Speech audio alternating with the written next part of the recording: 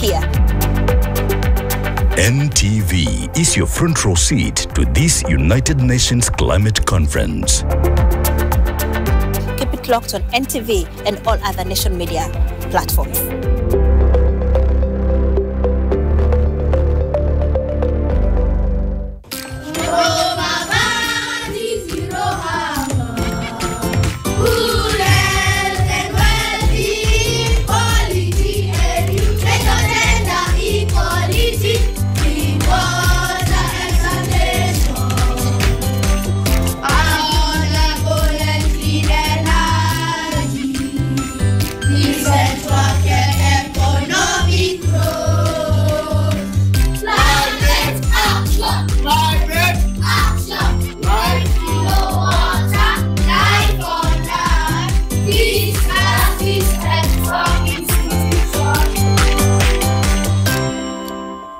I used to live in this house, Passiflora.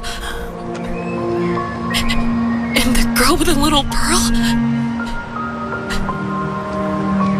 she was my daughter. Do you really think that he was murdered? There was some evidence that proves that he was, but I just couldn't think of anyone who could do something like this. Oh my goodness. Is it you? You are the one. You are the one, in association with Nivea Nourishing Cocoa Body Lotion. Show off your best skin with Nivea Nourishing Cocoa Body Lotion with 5-in-1 Complete Care. The deeply nourishing formula prevents your skin from drying with precious cocoa butter and deep moisture for smooth and healthy looking skin. Are you curious about that dazzling look? How do you define beauty? And how to dress elegant, glitz, and glamorous.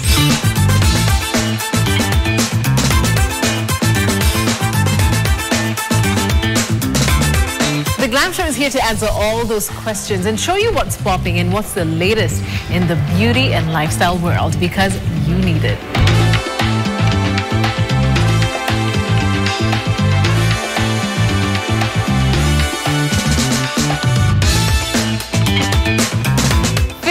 Look your best and fall in love with Into the Glam, only on NTV.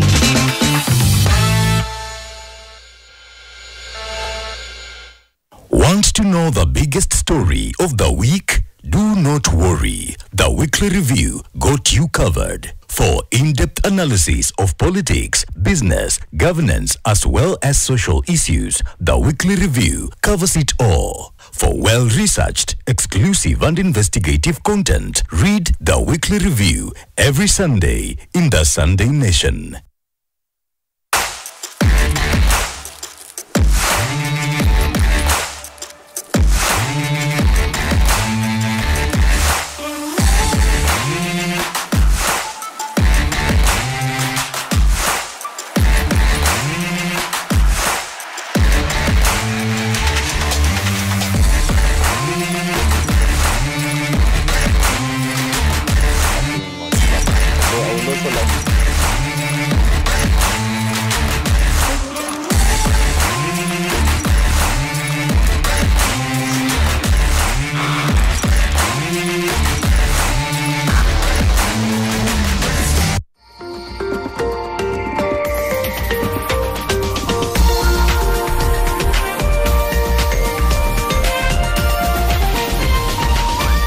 This is NTV.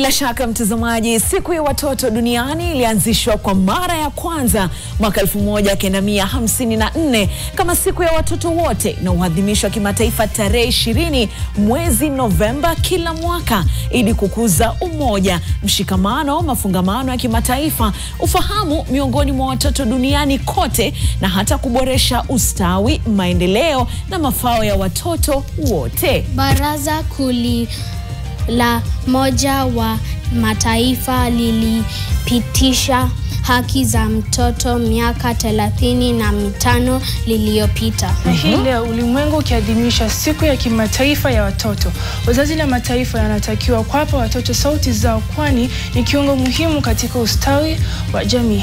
Na bila shaka mtazamaji, vitabu vitakatifu vinaelezea jinsi watoto wanavyostahili kuwatii wazazi, ila pia wazazi wanatakiwa pia wasiwadhulumu watoto. Leo ni siku ya watoto duniani na tuna furaha kuu kualika kwenye studio zetu ili tuwape pia sikio watoto wetu. Ndio kuu la leo, ila tuna mengineo. Lakini mtazamaji wangu, kabla hatujajitosa ndani ya vipasho, mbele yetu hapa tuko na saa. Kumbuka kwamba mwaka wa 2030 kuna mengi ambao Kenya inatarajiwa kuwafikia. Saa yetu inatujuza kwamba imesalia miaka 4, siku 243 ili kuwafikia nguzo kuu ambazo zitaendeleza tu kukuza nchi yetu katika azma ya 2030. Ni baadhi tu ya yale mengi ambayo tumekuandalia hii leo pamoja na watangazaji wangu wachanga, lakini kwanza kabisa tupate vipasho. Kenya aims to attain the universal school feeding target of 10 million meals daily by 2030. Ni siku ya watoto ulimwenguni.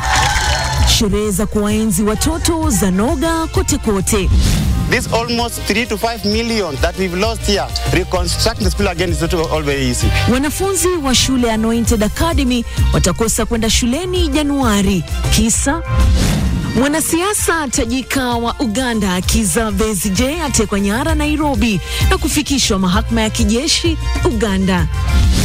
We believe that the Ruto administration has lost direction, and this administration cannot be entrusted with upholding the national interest. Na rais anapotarajiwa kutoa hotuba bungeni kesho, serikali yake endelea kupigwa vikali.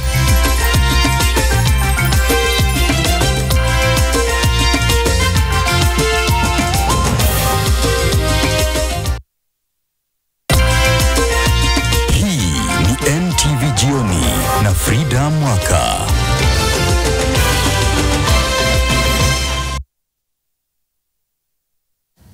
Na bila shaka mtazamaji, karibu katika taarifa zetu za NTV Jioni. Mfasiri wa lugha ya ishara ni Flora Atieno. Ukosefu wa kanuni mwafaka wa kulinda maslahi ya watoto umejitokeza katika maadhimisho ya siku ya watoto ulimwenguni. Serikali pamoja washikadau tofauti wakitaka kanuni za sheria ya mtoto ya mwaka 2022 kutekelezwa. Mwanahabari wetu kutoka kaunti ya Nakuru, George Kiero, anatupa maelezo zaidi. Maadhimisho ya kitaifa yaliandaliwa mjini Nakuru. Mama wa taifa Rachel Ruto akiandamana na viongozi wengine wakisherehekea siku hiyo kwa nyimbo na densi. Mama wa taifa alisisitiza umuhimu wa mpango wa lishe shuleni. We are working to ensure every child has access to a nutritious meal daily. Kenya aims to attain the universal school feeding target of 10 million meals daily by 2030. Currently, we are feeding 2.5 million children daily. Huku visa vya dhulma dhidi ya watoto vikishuhudiwa kila uchao, katibu mkuu anayesimamia masuala ya watoto Joseph Motari aliwataka wazazi na jamii kwa jumla kuwa waangalifu ili kulinda watoto. Tumeachia watoto malezi, tumeenda kwa mambo mengine, tumeacha malezi ya watoto. Ninawasihi nikiwa PS wenu ya watoto, tafadhalini, before Her Excellency our First Lady, who is also a mother, I request you, please let us take care of our children. Akiwakilisha waziri wa leba katika hafla iliyoandaliwa Murang'a, mkurugenzi wa idara ya watoto alieleza kuwa serikali za kaunti zina jukumu kubwa la kukuza na kutoa huduma kwa watoto kulingana na katiba na sheria ya watoto. Whether we want to enshrine the protection of children within the county functions. Kuwekeza katika maisha yetu ya baadaye ni kuwekeza kwa watoto wetu. Hii ndio kauli mbiu ya mwaka huu, kuonyesha umuhimu wa kuwekeza kwa elimu na afya ya watoto wetu. Hata hivyo, serikali inahitaji kuweka sheria zenye adhabu kali zaidi kama njia moja ya kumaliza unyanyasaji wa watoto. George Kieru, NTV, Nakuru. Asante sana mwanahabari wetu George Kieru. Mtazamaji, ikiwa ni siku ya kusimama kidete kutetea, kukuza na hata kudumisha haki msingi za watoto, mvulana mwenye umri wa miaka 11 kutoka kaunti ya Nyeri ameibuka kama shujaa kwa kumlea na kumtunza ndugu yake mwenye umri wa miaka 7. Hii ni baada ya mama yake kufungwa jela mwaka mmoja uliopita na kuacha na babake ambaye anadaiwa kutowajibika. Mvulana huyu ni wa gredi ya 5 na dada yake wa gredi ya 2 kupokea msaada wa mavazi na chakula kutoka kwa majirani na walimu. Tazama taarifa hii iliyoandaliwa na Margaret Kimathi. Katika eneo la Ronda, kaunti ya Nakuru, familia ya Rehema Kerubo, msichana wa miezi 9 aliyechukuliwa na watu wasiojulikana wiki 3 iliyopita, bado wanaishi na kiwewe. Tangu mtongo pote, sijakaa vizuri. Juu mtongo alitoka pivi akiwa ni mgonjwa. Nasikia kuna msijui yako. Mtoto huyu aliibiwa alipokuwa akicheza na wenzake, familia yake ikilaumu polisi kwa kujivuta kumsaka mshukiwa aliyenaswa na picha za CCTV. Wanisaidie kama ni uwezo, waniletee mtoto. Kwa sababu bani nafanya nini? Mimi nalia. Mimi mwenyewe sina amani. Ninakaa na watoto mimi peke yangu. Niweza tu wangeniambia tu, mama, tumeshindwa mali tunaweza. Nione kenye nafanya nini? Naweza. Familia nyingine inayopitia wakati mgumu ni ile ya Vidik Ibrahim mwenye umri wa miaka 11 aliyepotea akicheza na wenzake Septemba tarehe 14 katika eneo la Bondeni, Nakuru. Kweli alikuwa anacheza hapo nje, ikakaa kidogo nikamwambia, nimwambia kuja ingie, Johana hata sweta. Sisi nilikuwa tunarauka asubuhi 5 am. Sao na muangalia simpati na muangalia kwa street children mpaka mpaka wale. Familia inasema imehangaika isijue la kufanya. Sio kisa kimoja au viwili vimeripotiwa vya watoto kupotea wasionekane hai tena. Tarehe 18 mwezi huu, Jackson Njoroge Munge Kenya, meneja wa kampuni ya Bomalink Concepts, alishtakiwa na makosa 37 yanayohusiana na unajisi na pornografia ya watoto.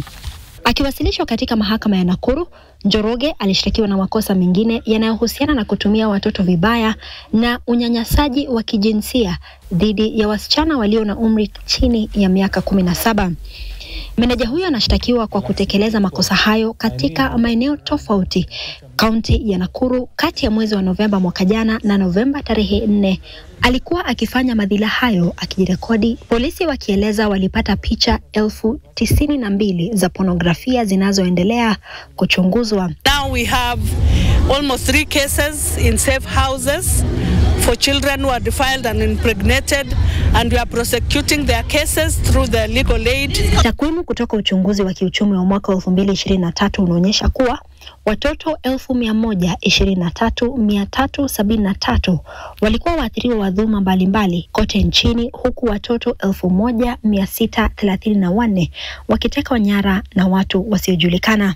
Familia hizi zinatumai kwamba watoto wao watarejea mikononi mwao wakiwa salama, huku waathiriwa wa dhuluma mbalimbali wakitumai mkono wa sheria kuchukua mkondo mwafaka kuwapa haki.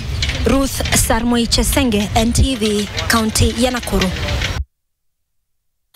Na mtazamaji wangu, tunatoa kunradhi kwani hiyo taarifa ambayo imeteka anga inasema hivi kwamba ulimwengu unapoadhimisha siku ya watoto duniani, maelfu ya watoto wamekuwa waathiriwa wa dhulma, ikionyesha haja ya kuweka kwa mikakati zaidi ya kutunza usalama wa watoto. Takwimu kutoka uchunguzi wa kiuchumi wa mwaka 2023 ulionyesha kuwa zaidi ya visa vya watoto 160,000 wanaohitaji usaidizi viliripotiwa, huku visa zaidi ya 1 1,000 vikiwa ni vya watoto waliodhulumiwa. Mtazamaji, ni taarifa ambayo imekuwa imeandaliwa na mwanahabari wetu Ruth Samuel Chesenge, lakini awali taarifa ambayo tulioipata ilikuwa kutoka kwa mwanahabari wetu Margaret Kimathi. Kumbuka kwamba bado studioni niko na watangazaji wachanga, lakini kwa sasa tuendelee na hili.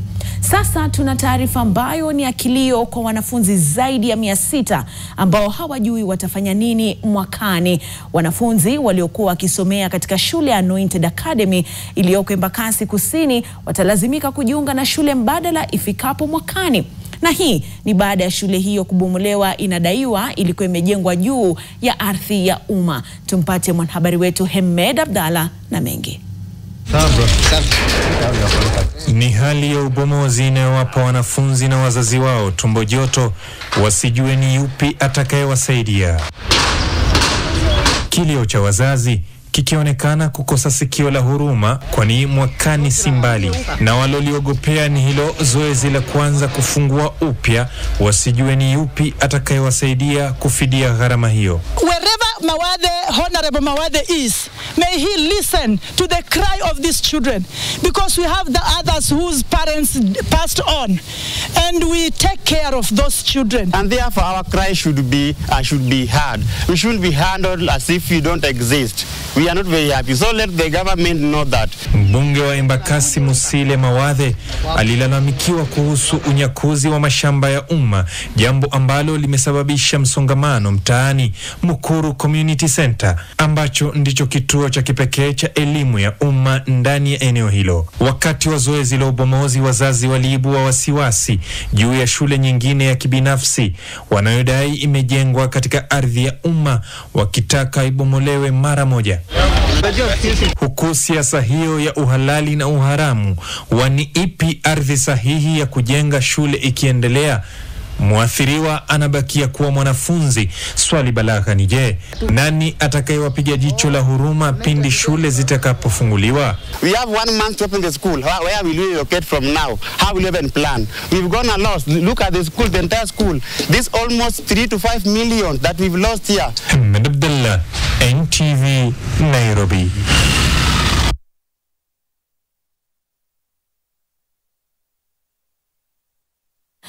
Na mtazamaji, baada ya taarifa yake Hemed Abdalla, ikiwa ni siku ya kusimama kidete kutetea, kukuza na kudumisha haki msingi za watoto, mvulana mwenye umri wa miaka 11 kutoka kaunti ya Nyeri ameibuka kama shujaa kwa kumlea na kumtunza ndugu yake mwenye umri wa miaka 7.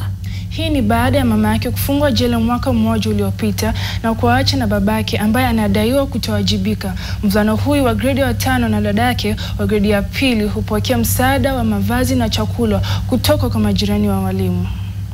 Tazama taarifa hii iliyoandaliwa na Margaret Kimathi. Mimi niko na 11 years na ninatunza sister yangu vizuri na tunakaa maisha nzuri. Mimi napika vizuri.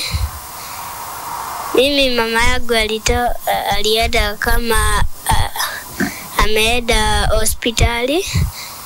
Baba yangu akakuja akaniambia ameshikwa. Sisi tulisikia vibaya, tunasema atakuja tu. Mimi mama alikuwa ananifulia nguo. Sasa hili alienda najifulia, nafuliwa. Mimi napikaga ugali. Napika ugali. Na ninapika boga. Na ninapika mchele. Ni vile nimesaidiwa na neighbors, wananisaidia sana. Hadi Mungu awabariki. Naitwa Mary Nyambura. Mimi nawasaidiaga kila siku, wanakuja kwangu, nawasaidia na chakula, nawapea chakula na mavazi, nawasaidia tu waweze kusoma ili wajisaidie baadaye. Nimewasaidia kwa muda wa miezi 3 sasa. Mama yao alifungwa jela last year, ako na mwaka mmoja na bado hajatoka. Mimi naitwa Charles Mwangi Dorodi na Heritage Morigato Primary School. Huyu kijana tumemwona ni kijana chupafu na ni kijana mkakamavu sana kwa vile amepitia kaya mambo ya maisha. I came to learn about his troubles last time, na nimemchungulia nikaona vile na leader huyu mtoto wao. All the time he is taking care of the sister. Amekuwa naye asubuhi wakija shuleni wako pamoja, jioni wanatoka pamoja, akitafuta msaada anatafutia hata sister yake. Na tumeona huyu kijana akiwa a good example of a resilient kid. This is a good example of a hero that we want to celebrate today. Na basi mtazamaji wangu, baada ya kuachana na taarifa hiyo, kwa sasa kumbuka kwamba nilikujuza studioni niko na watangazaji wachanga. Kwanza kabisa jipigeni makofi jamani, mmefanya kazi njema. Lakini nataka watazamaji wangu wajue mnaitwa nani, mmetoka shule gani? Labda tuanze na wewe kaka. Jina lako ni? Alexander Mshemi. Shule naenda ni St. Mary's. St. Mary's School Nairobi. Nairobi. Na wewe? Jina langu ni Vision Line Lopu. Mimi ni mwanafunzi katika shule ya upili wasichana wa Bura inayopatikana katika county ya Taita Taveta. Taita Taveta na Nairobi. Sasa Alexander, hii siku ya leo ya kusherehekea watoto ina maana gani kwako? Why are you celebrating today? Because the children with no homes, with no food, get their rights, and us as children, we know we need our rights. You need your right. Yes. Now, what is your right? Wewe kama Alexander, ni right gani ambayo ni lazima mimi nipate? The right to a good home, the right to food, the right to a name, and the right to clothing. Haya, Vision Line umesema, si ndio? Katika hiyo hali ya kumalizia tu, unajua wewe ni teenager uko pale Bura Girls. Sasa wacha nikurudishe nyumbani kidogo. Uhusiano wako na wazazi wako uko vipi? Ukiwa na maswala ambao unataka kuzungumza na mami na dadi, unawaambia kwa wazi ama unaogopa ama ni wakali? Kusema kweli ni wakali. Na kuna maswala zingine siwezi kawaambia, wanajiwekea. Kama gani? Wanacho vitu zingine hawezi kusema mbele yao. Mimi sasa niambie, leo mimi ni Auntie Kichuna, kama gani ambao huwezi ambia mami na dadi? Naweza sema kwa binafsi, peer pressure, jinsi ambavyo wanarika wenzako wanakuchukua, hawezi waambie kwa sababu utawapa, they will be stressed on your behalf. Now already they have a lot on their plate. So it's best to keep to yourself, and also to learn how to adapt to those stuff, to learn how to take control and deal with it personally. Haya, tutazungumza mengi tu baada ya mapumziko mafupi, kwa sababu najua mko na mengi ya kuniambia, si ndio? Lakini kwa mara nyingine, hebu jipigeni makofi kwa kazi njema. Mmefurahia?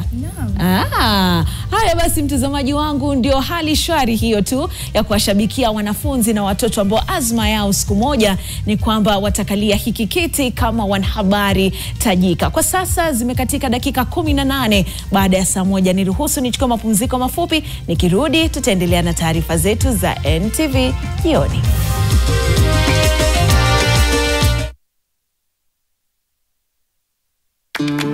I'll have the usual on the rocks, double. Your profile says you don't drink. How? And I miss out on the silky refreshing test? For real? For real. Well, in that case, I'll have whatever he's having. I drink responsibly. Knock knock. Who's there? Del. Del who? Del Monte. Real, recognize real. No added sugar, no preservatives. 100% real fruit. Want to know the biggest story of the week? Do not worry. The Weekly Review got you covered. For in-depth analysis of politics, business, governance, as well as social issues, the Weekly Review covers it all. For well-researched, exclusive and investigative content, read the Weekly Review every Sunday in the Sunday Nation.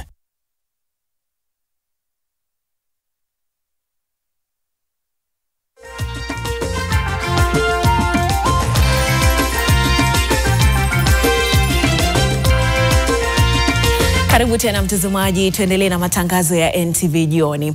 Taifa sasa liko katika hali mbaya zaidi kuliko lilipokuwa wakati Rais William Ruto alipochukua usukani miaka miwili iliyopita. Taarifa hii ni kulingana na Tume ya Kitaifa ya Kutetea Haki za Binadamu KNCHR, Baraza la Mawakili LSK pamoja na asasi za kiraia maarufu kama civil society groups. Viongozi wa makundi hayo matatu walisuta serikali yake Rais William Ruto kupitia hotuba tatu tofauti mchana wa leo. Mwanahabari wetu David Mudhoka na taarifa hiyo kwa kina. Zikiwa zimesalia tu saa za kuhesabu ili Rais William Ruto ahutubia Wakenya wote kuhusu hali ya uchumi, usalama, afya, elimu, siasa na sekta nyingine nchini kutoka kule bunge, makundi matatu yanahisi nchi imekuwa ikiendelea vibaya tangu Ruto alipochukua usukani. Thank you so much, CEO. Tume ya Kitaifa ya Kutetea Haki za Binadamu KNCHR ni moja kati ya makundi ambayo yanashikilia kuwa nchi iko pabaya, ikisema katika miezi mitatu pekee iliyopita imenakili vifo 60 vya waandamanaji, visa 610 vya waandamanaji waliojeruhiwa vibaya, visa 1376 vya waandamanaji waliokamatwa bila makosa, pamoja na visa 25 vya polisi waliojeruhiwa kwa maandamano. Aidha, katika kipindi chicho hicho, tume hiyo imesema kuwa ilinakili visa 97 vya wanawake waliouawa, visa 74 vya watu waliotekwa nyara, na kati ya 78 hao 26 hawajulikani walipo hadi leo. KNHCR imesema ina sababu zaidi za kudhihirisha kuwa hali ni tete. There's rising tension and anguish among the people, particularly on the high cost of living, lack of adequate access to essential services such as health and education, as well as impunity and lack of accountability. Kundi lingine lililosema kuwa serikali ya Rais Ruto inarudisha taifa nyuma ni Baraza la Mawakili nchini LSK, na kuongeza kuwa kuna madai mazito kwa idara ya mahakama imekuwa ikipokea kitu kidogo ili isiingililie kati. We have effectively returned to the era of an uncountable state power, extrajudicial killings, abduction, corruption, weaponizing investigative agencies for political purposes, undermining media freedom, and insidious overbearing hand on organized civil society organizations. All this is happening in the backdrop of a diminishing confidence in the judiciary. Na kundi la tatu ni jamii ya kitaifa ya asasi za kiraia iliyoweka chumvi kwa kidonda kwa kusema kuwa serikali ya Rais Ruto imepoteza mwelekeo, haiaminiki tena na inafaa kuchunguzwa kutokana na maovu yaliyotendewa Wakenya waandamanaji mapema mwaka huu. Kenya needs a government that upholds the constitution and the rule of law, a government that respects the people of Kenya and serves the interests of Kenyans. We believe that the Ruto administration has lost direction, and this administration cannot be entrusted with upholding the national interest. Aidha, jamii hii imeshikilia kuwa hotuba ya Rais Ruto hapo kesho mchana kule bunge itakuwa tu ya kutimiza matakwa ya katiba. Macho yote sasa yanamgeukia Rais William Ruto ambaye hapo kesho atakuwa akitoa hotuba yake ya hali ya taifa, kuona ni vipi atakavyozungumzia masuala ambayo yamekuwa yakiibuliwa. David Mudhoka, NTV, Nairobi. Na asante sana David Mudhoka, na bila shaka mtazamaji, itakuwa ni fahari yangu siku moja tu kuketi sebuleni na kuwatazama hawa Alexander na Vision Line. Tunaelekea wapi sasa mami? Tunaelekea mapumzikoni na tunarudi na sport. Asante sana, tuelekee madukani.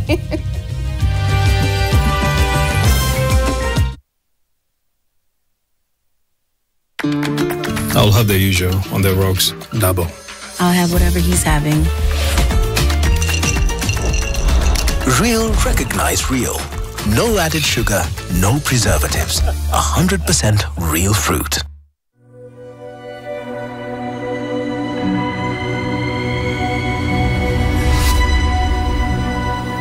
people come to me and they say they get discomfort when they have ice cream. Can you imagine that? Avoiding having cold ice cream. Sensodyne gives you long-lasting protections against sensitivity. And people come in and they're like, oh, it works. I can have ice cream and I'm not in any discomfort. I recommend Sensodyne because it works. It's brilliant.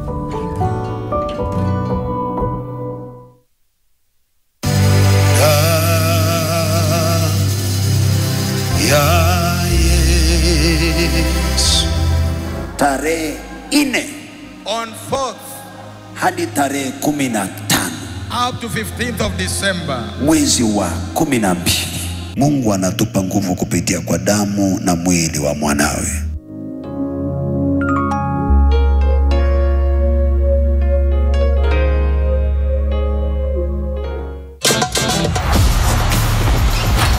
Welcome to San Francisco. The best players in the world. It's the most beautiful thing you could ever witness. Welcome to the official start of All-Star Weekend, an NBA All-Star Celebrity Game. Let's go, baby! Stars yes. Feature here on display. The lights are on, the stars are here. Hammer down prices this Black November. Naka full Day 21 of daily crazy offers. Massive deals, bigger discounts, lower prices, unbelievable prices. Shop and save more than ever. Naka full.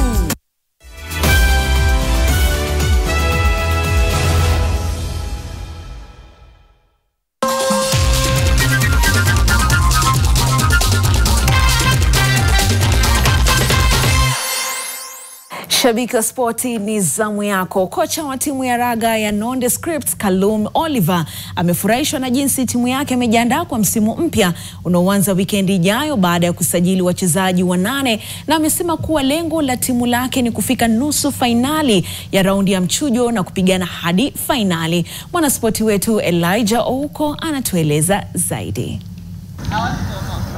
Msimu uliopita mashabiki wengi wa raga hawakutarajia Nondis wajitahidi vilivyo, lakini mabingwa mara 17 wa kombe la Kenya Cup walijikakamua. Timu hiyo ilikuwa imepandishwa daraja msimu uliopita na wakatia bidii kufika nusu fainali. We've changed our attacking structure a little bit, looking to focus on our defense. But we've had a good pre-season. Look, it's it's going to be a long season, so we don't want to get too ahead of ourselves. Just take one game at a time and see where we get to.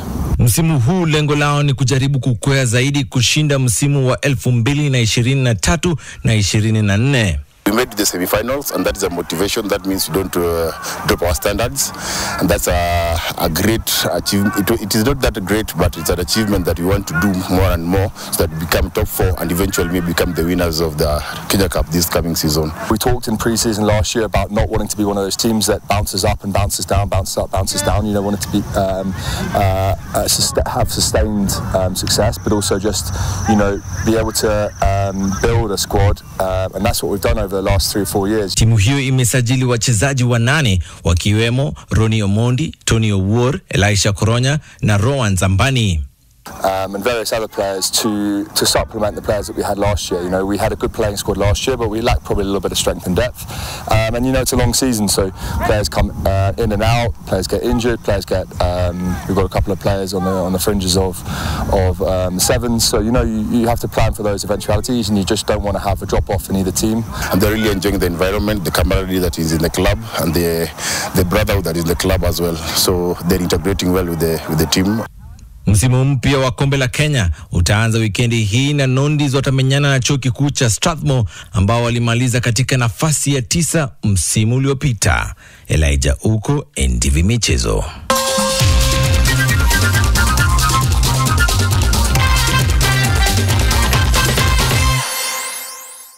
Na mtazamaji wangu, baada ya taarifa za spoti, siku zote Waswahili wanasema elimu ni maisha, maisha ndo haya. Imekuwa fahari kutangaza habari hii leo. Naam. Umefurahia? Haya basi, waambie jina lako pamoja na jina lako. Naitwa Alexander Mchemi. Naitwa Visionline Lorpu. Mnasema nini? Tunasema asante na kwaheri. Aha, semeni kwaheri. Kwaheri. Nami siku zote niite Frida Mwaka, nitaitika mfasiri wa lugha ishara ni Flora Tieno. Tunazidi kuwashabikia wanafunzi na watoto kwa jumla. Kwaheri. Kwaheri.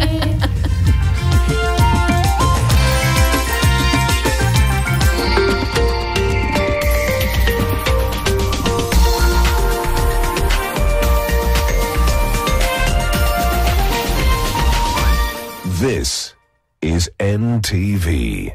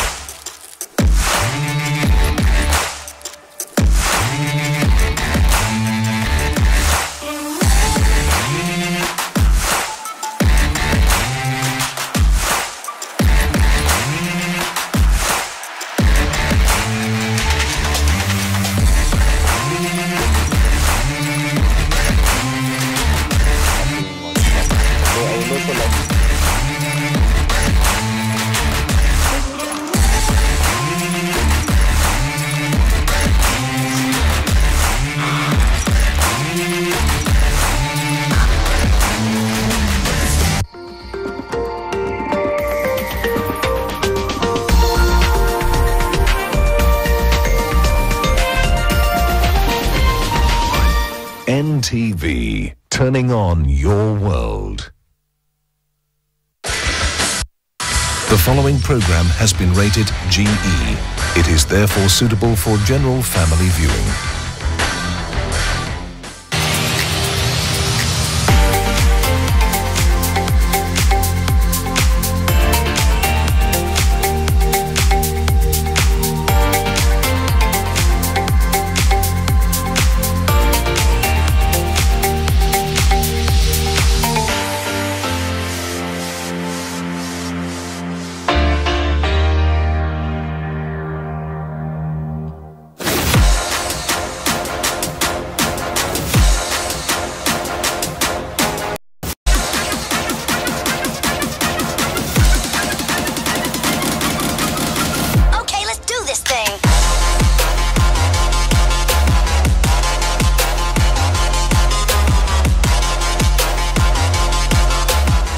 The Glam. This is where your fitness, hey, I said fitness, and you know why I said fitness? Because we are at the biggest fitness concert in Nairobi. This is The Glam, where your beauty is cherished, your wellness is prioritized, and your heart is treasured. As you can tell, the energy is crazy. Hey, hey, hey, hey. So we're just about to get into the madness, but it's going to be an amazing show. If you love fitness, this is the show for you. So let's get into it.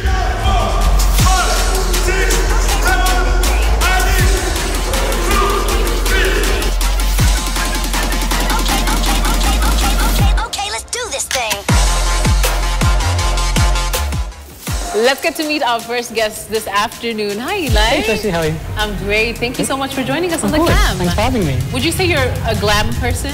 I think so, in the most masculine way possible. I'm and still what a does that glam mean, person. in the most masculine way possible? There's a term called metrosexual, where basically means that you look after yourself, but you still have masculine traits. But I think sometimes, you know, there's a blurred line there. Right. Yeah. Is it still very controversial to say that you're metrosexual? I think so. I think so. I think a lot of guys are scared to jump into that pool, but then you feel better about yourself and get more confidence, which is innately masculine. So it's a weird one. Right. Yeah. You've seen a lot of guys now opting to put on nail polish. That's where I draw the line. Would you do that? That's where I draw the line, unfortunately. Okay. Yeah, no judgment, but personally, yeah, I get it for them, but just personally not for me. Right. Yeah, I mean, I get them like done, but no color and stuff like that. Yeah, that's a bit weird. It's a bit of a step, too far. I think for me, as a woman, I wouldn't want to see my guy, you know. Really? Yeah. What effect would that have? A bit of a... Yeah, I think I like a man. Got it. Like I want to see the color. Oh, the calluses. Yes. The calluses, yeah. You've been lifting something, yeah, you know? Yeah, I hear you. Anyway, why are you here today? I'm here for Fitbeat. I've been consistent for like maybe 15 years. 15? Yeah. That's for quite a a while. very long time. Yeah, but like I've been consistent, but the last 2 years have been the hardest, I'll be honest. After I hit 30, it's been a bit hard to stay consistent with life. But I try to, because for me, it's not about aesthetics, it's about like mental clarity and being able to function throughout the day. So it's a big pillar in my life, but I won't lie and be like, I'm always on.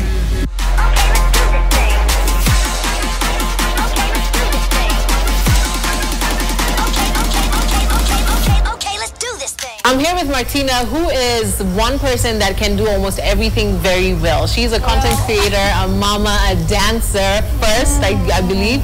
Well, what else can't you do? I guess I'm also a fitness enthusiast. Okay. I love fitness so much. I'm actually starting now to become a PT. Yeah. Yeah. But Martina, fitness has always been something that's big for you. When did you start? I started actually when I moved first to Kenya in 2019. Okay. So it was only here when I started to go to gym. I didn't know anything back then. Which is crazy because anyone who consumes your content would think you've done it for so many years. Yeah, I mean, well, I was 22 back then. Now I'm 27, so I guess it's a good amount of years now. Yes. But before that, you're just young. You don't care about anything. Everything just feels like, you know, everything is just very easy. Yeah. How has fitness helped you become a better mom? Functional training is essential to do anything in life, you know, especially as we grow older, because now we are young, but like it's the only way to age in a healthy way and to be able to live your kids or your grandkids when the time comes. Yeah. Thank you so much for being here with us. But what are you looking forward to today at the Fitbit 2.0? Well, actually, I just arrived. The ambience is amazing. I'm like, I can't wait to take part in it. And yeah, I don't know. I didn't come to the first one because I was not in town. So I don't know well what to expect. So I'm looking forward to everything. Right. You're also here just to enjoy and, you know, have a good time. Yeah. Thank you so much, Martina. Okay, let's do this thing.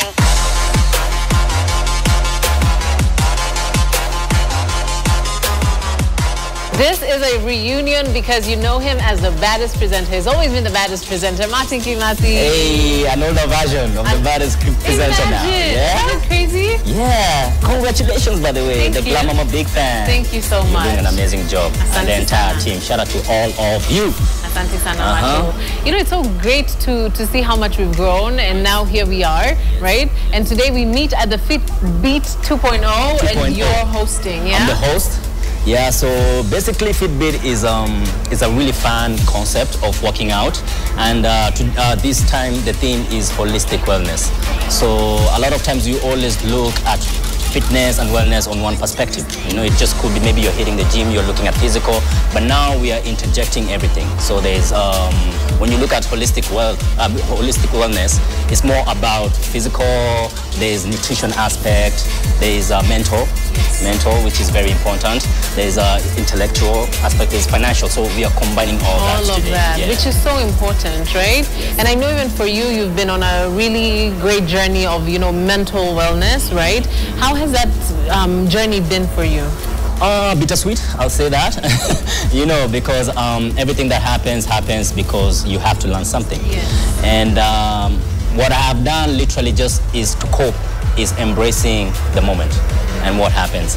And I think that's the best way I've managed to stay sane. Yes. Because at the end of the day, man, even when you're working, when you're doing anything, your sanity comes first. Yes. And just being present, yes, and enjoying each and every step, being grateful, I think that that has helped a lot. Yes. Yeah. Has working out also impacted your mental wellness?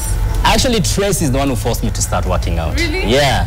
Remember, like you joined the gym, and then you were always pressing me with membership. So shout out to you.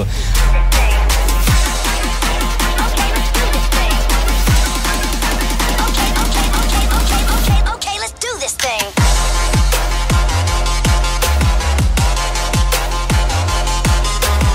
Let's get to meet Basi, who has been in Nairobi for over 2 years now? Yeah, over 2 years. Amazing. Thank you so much for joining us here on The Glam. How do you feel today?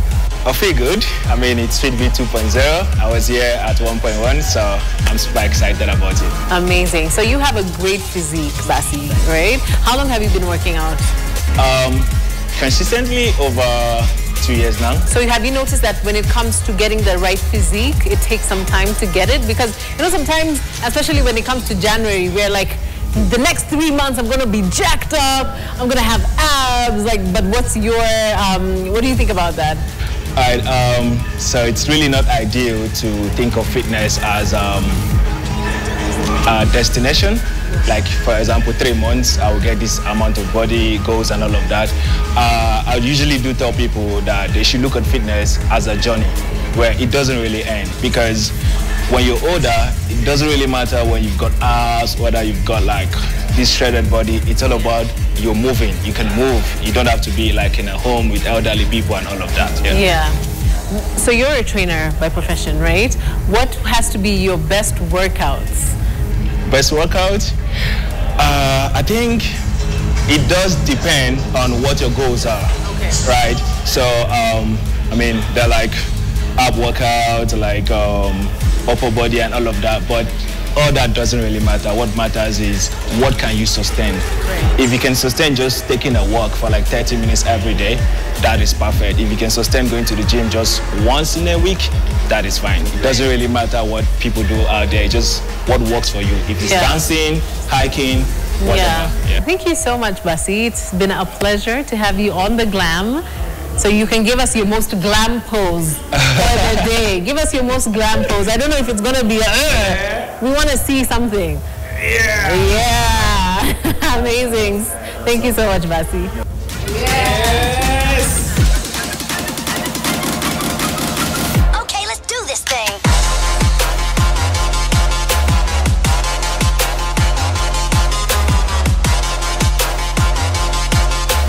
I'm here with my namesake, and we've actually known each other for a very long time. Hey, Tracy. Hey, how are you? I'm good. Thank you so much for joining us here on The Glam.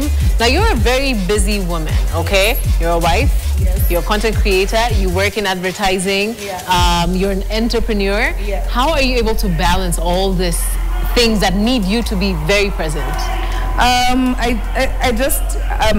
So I find everything super important, so I create time for it. I love being a wife. I love spending time at home. So anytime I'm outside, I just want to go back home.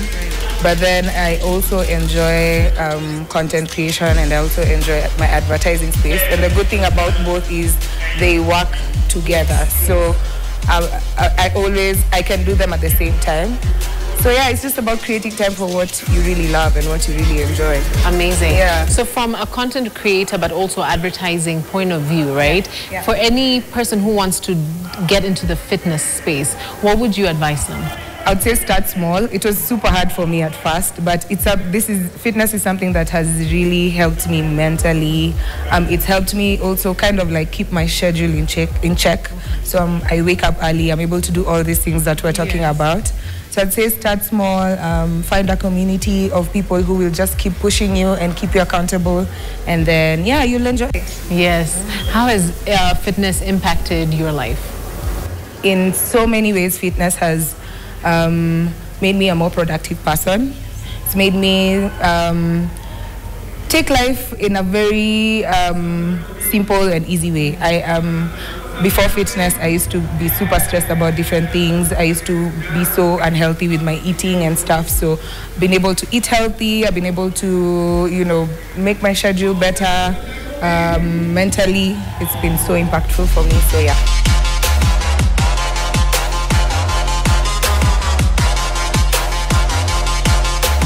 What does glam mean to you as a trainer? Like when you're training someone and they tell you, you know what, Frank, I want to be glam.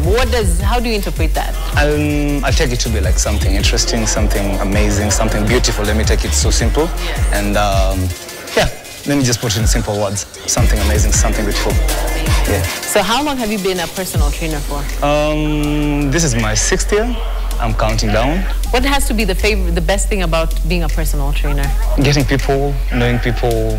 This is more of like a life coach lessons. You meet people every day, new people, amazing people, hard people. You make like a rapport, you become a family if you don't know.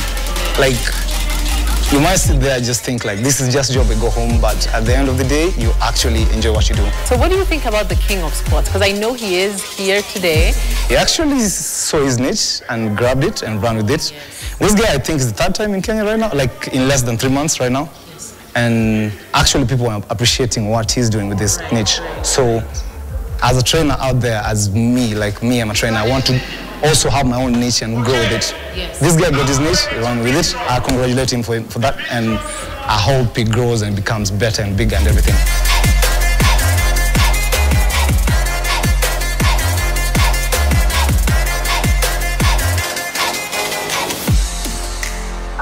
I literally just got Alvin just right from the stage, and you were what was it? Was it a game session that you were conducting? Yes. That was so much fun. Right? But when you look at that, what do you notice about people when you conduct such games? People that have coordination, alertness. People the load, the buffer T, then they're like, oh, okay. People are different running styles. Like it was running, you see different running styles. Those are some of the few things that I've seen, yeah. What are some of the things that you would say sets you apart from, other trainers? Accountability and relating to the clients.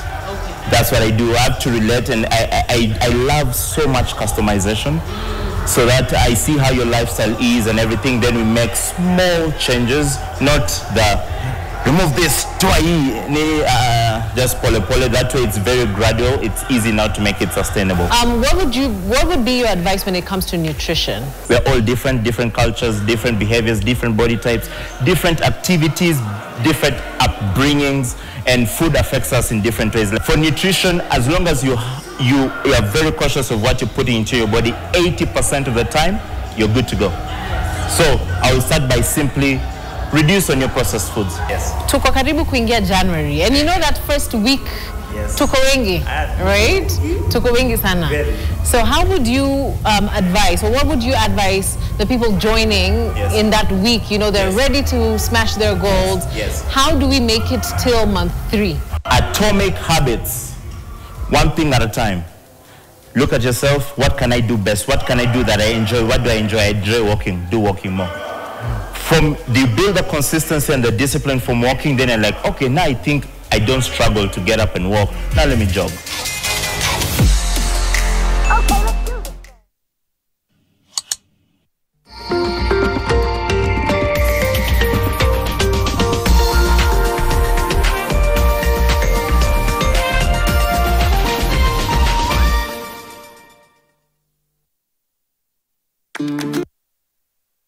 I'll have the usual on the rocks, double.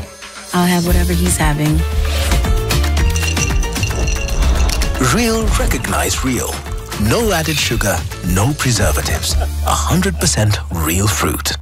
New Downy refill pouches, lasting longer than expensive perfumes. Cut, store,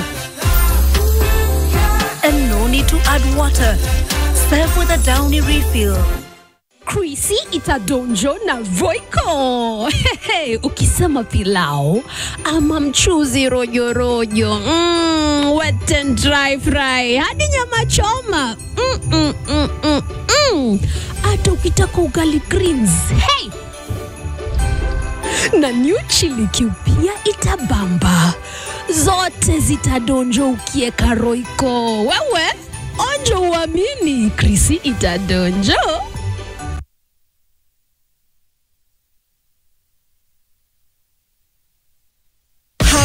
Hammer down prices this Black November. Naka Food. Day 21 of daily crazy offers. Massive deals. Bigger discount. Lower prices. Unbelievable prices. Shop and save more than ever. Naka Food.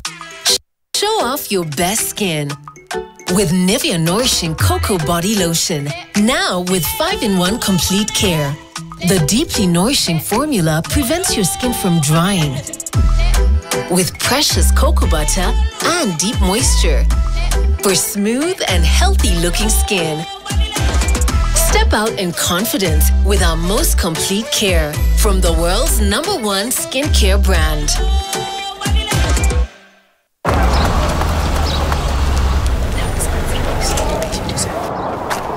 Baadaye auntie. Mkuu, umetufikisha home poa. Asante. Pia wewe pata kakitu ikufikishe home. Nunua any 2 80-gram Cadbury Dairy Milk Packs ama Cadbury Drinking Chocolate. Visit cadbury.africa uandikie someone special your heartfelt message ya kumshow thanks. T's and C's apply. Cadbury, there's a glass and a half in everyone.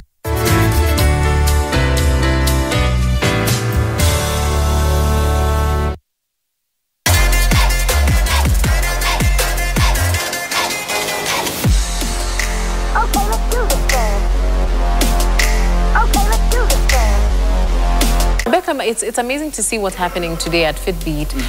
Why did you choose to be part of this event? I like to learn new things as well.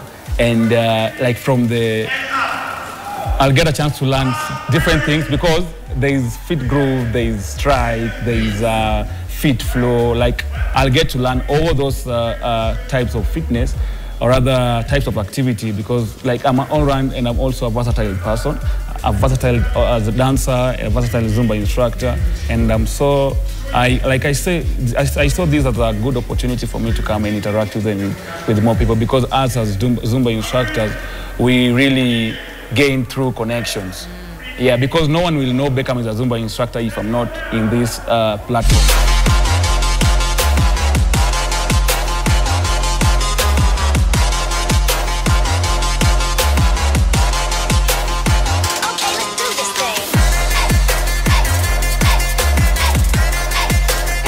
Of our day today. This is Dlamini Dumelang?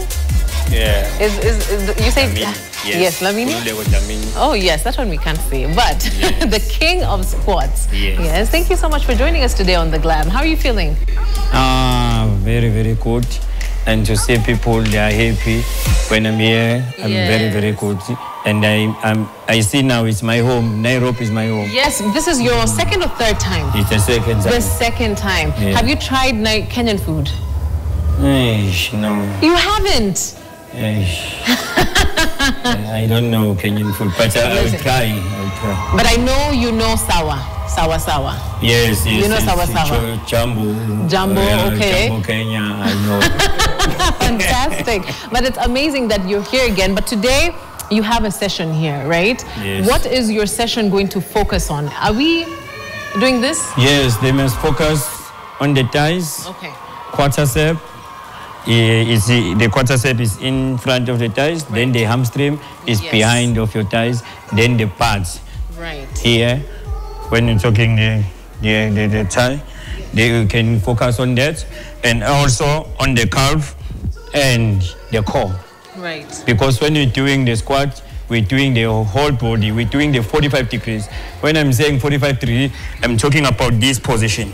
So for a squat, we always have to go all the way down here? No, it's 45 degrees. 45. That is dealing with the whole body. It's the whole body workout on the squat. But if you want to deal with your thighs only, it's 90 degrees behind, then you stay there. Okay. But us, we don't do that because we need the body to function everywhere. Right.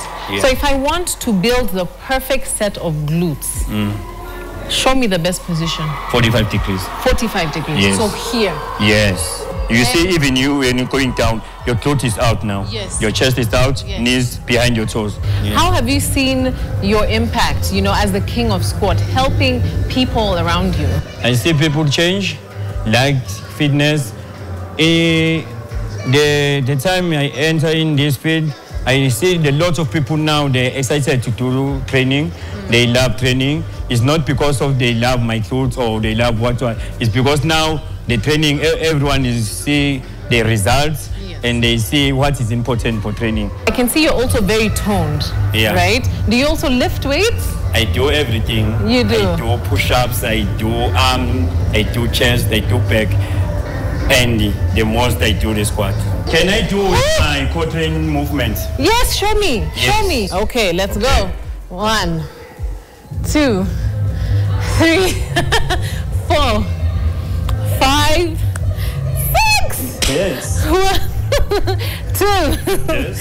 3, 4, 5, 6. I'm holding again. 2, 3, 4, 5, 6. Come on. 1, 2. Yes. I can't. You tried, but I tried. Thank you so much. Okay, let's do this then. Okay, let's do this then. One of Kenya's biggest choreographers, okay? That word. Hi, Chiluba. Hi, how are you? It's so great to see you. Nice to see you, man. It's been a minute. Yes. It's not even a minute, it's minutes. It's been Hot so ones, many minutes. Yeah. I remember when we first, started interacting was during those days when Sauti Sol had just started tours. Actually, the South Soul days were when we connected, but it was before. It was that. before, yes. When we were just doing interviews. Exactly. At that building, Ukoju. Yes, I remember. Yes. Chiluba has come a long way, and it's so great to see how far you've come. So dance is also just a form of, it's art, but it's also a form of wellness and, you know, keeping fit, right? Definitely, yeah. How has it impacted your life? First of all, for me, I want to think I look good. Haters, please don't talk to me. Yeah, it keeps me like fit. So whenever I'm like too busy to go to the gym, the dancing keeps me strong. But also sometimes I walk into my class really stressed, tired mentally, and then I leave a class feeling refreshed. It's like I've taken a shower.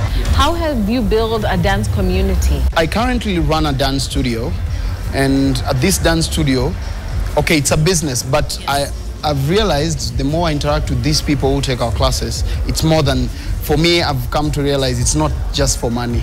These people actually, it's personal to them. And because of that, I connect to them even more.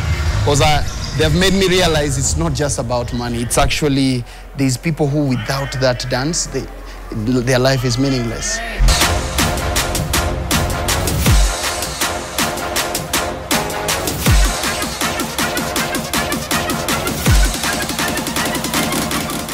After a very long day, we finally get to sit with the founder of Fitbeat Inc., right? Yeah. Hi, Timmy. How are you? I'm great. You know what? You started as a designer, and that's how I got to know you, right? And look where you are, right? What caused this change in, you know, direction? I think passion, basically, because I really love fitness. I love moving my body. And the feeling that I feel after moving my body, I really want everyone else to feel the same, right? So here we are, making everybody move. And you know, it's so crazy because you've really owned this niche, right? What would you say, especially for anyone who's out there trying to, you know, hone something, right? What would be the advice that you would have for them? I think it's basically be so authentic and be consistent, right? Authenticity makes you feel like you're not really working at all, right? And it breeds consistency. So the more authentic you are, the more you can show up every single day as an authentic self, and you can be consistent with what you do. What would be your 2 key things when it comes to discipline? If someone wants to become more disciplined, what are 2 things that they need to start doing? All right, I think it's more drive, like more reason to do whatever you want to do. For me, I have like a big goal of making everyone move. It's way more than just like what I look like. It's way more than like just like physical gains. It's more about building an active community. So like I have that strong reason to wake up every day and move. And again, make it fun, make it interesting for yourself. You don't have to do something that feels like work to you. I really don't feel like I'm working every single day. It's more like fun to me every single day. So number 1, have a reason to do whatever you want to do and have fun doing it. Yes. Even though it might be hard, you know, sometimes, but like have fun doing it. Yeah. What about holistic wellness is so important for every single person to take into consideration? I really feel like holistic wellness is more like bringing together every element of fitness into your life, every element of wellness. We have the physical, we have the nutritional, we have the spiritual, we have the emotional, we have the occupational, we have the financial, we have the mental, you know. So it's all about bringing everything. I look at it like a 4-legged chair, right? Everything has a pillar, right? So if you're sitting on a pillar, or if you're sitting on a chair that has just 3 legs, you might fall, right? But you need to make sure that you're prioritizing each stand, each pillars, and each pillars make you holistically whole, right? And that is why we always talk about making sure you find a balance between your physical, your nutrition, move every day, eat good food, watch what you consume, spend nicely, have a budget, you know, whatever occupation you choose, make sure you're having a good time with it.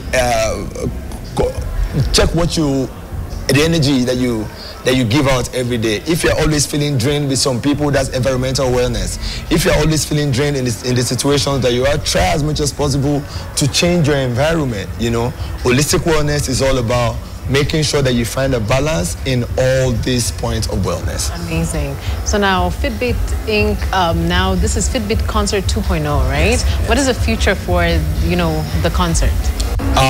we're really trying to build a healthy space for people like us, people who love movement, right? People who are looking into getting into it, or people who has found it really hard or has had a bad experience of movement.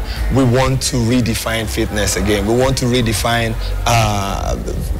the habit of movement again. We really want to make everyone move. So we're really looking at having a space where everyone moves. We're looking at maybe like the Afro Nation of fitness, Coachella of fitness, where like everybody comes from all over the world to witness movement in a fun and interesting way. We're really looking to create exciting experiences around movement.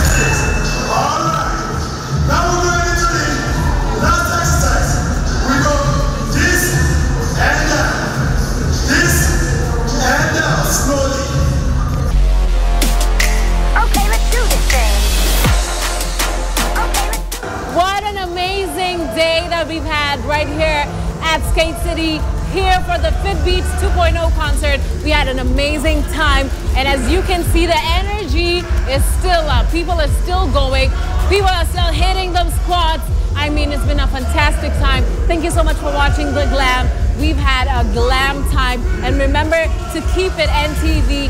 Make sure to keep up with us on Instagram at The Glam NTV. Check out our episodes if you've missed episodes, and to do that, check out www.ntvkenya.co.ke. For me, it's goodbye. Stay fit, stay glam, get your glutes. Everything needs to be popping, okay?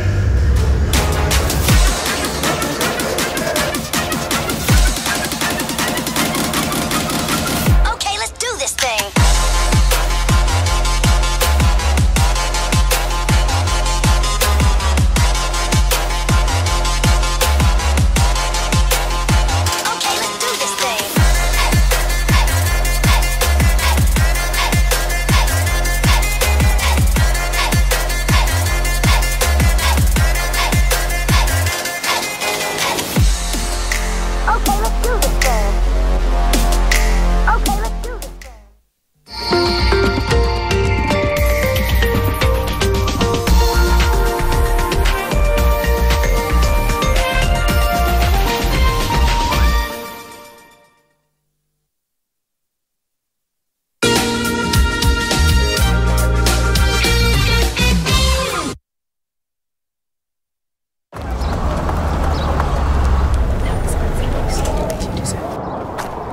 Baadaye auntie.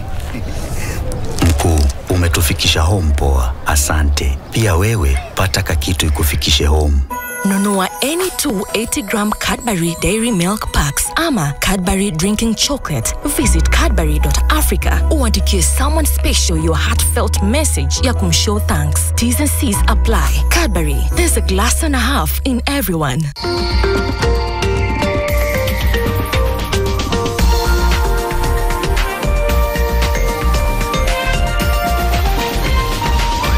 NTV, turning on your world. The following program has been rated PG. It may contain scenes unsuitable for children under the age of 10. Hii maisha ni kale, Nairobi mji wa mbali. Kila mtu shughuli, shughuli, shughuli, hakuna wa kukustawi. Maisha ya upesi, upesi sana. Hakuna muda wa kutupa ujana, ujana ni moshi, nikizubani tapata sioni. Haraka haraka ina baraka wala fanaka. Nende aliye karibu na wewe utavuna mahaba. Hii maisha ni noma, itabidi nimejitetea juu. Hii maisha ni noma, nikisteki nitachoma.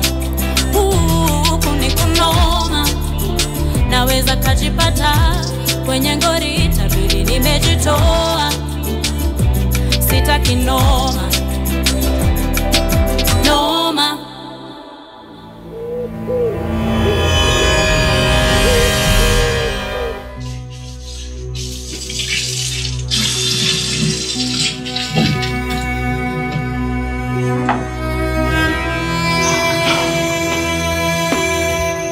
Tell me, ni makosa gani nimefanya hapo shule? Mbona kuambia ukweli that hakuna kitu kilifanyika kati yangu na wewe kwa room yako? You saw how my dad reacted.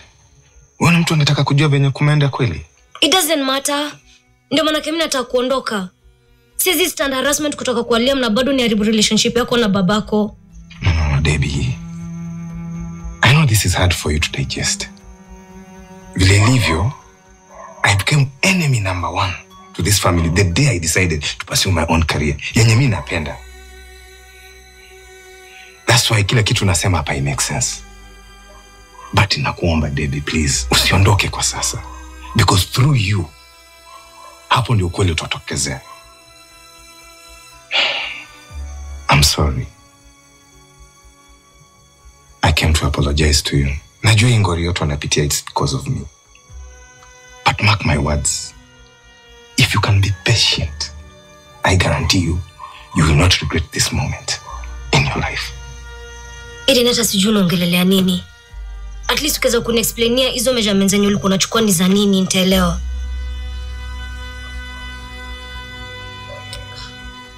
Mimi nimechoka.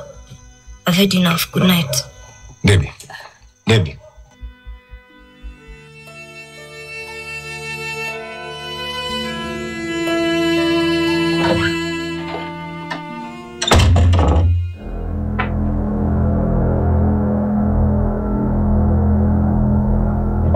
Ningekuwa wewe, nisingefikiria ujinga unataka kufanya. How many times are we going to talk about this? Huwezi kuacha mambo yaende tulivyoyapanga. You give me a simple task to do. But every chance you get unani-embarrass too. It's part of the plan. Yours, not ours. I've tried my best kufanya kila kitu linituma kwa Aiden. It's still not enough. Your best is not enough. I want my brother completely out of the family business. And you know what will happen if you don't do as I say? Mbona kila time nikikwambia ukweli huni threaten? This is not a threat. Ndakurudisha ulipotoka. Life ikunyoroshe left, right and center. Lakini Liam, nilikukosea wapi? Chankosea. I'm only reminding you to do your job properly. Or do you want to go back to where you came from?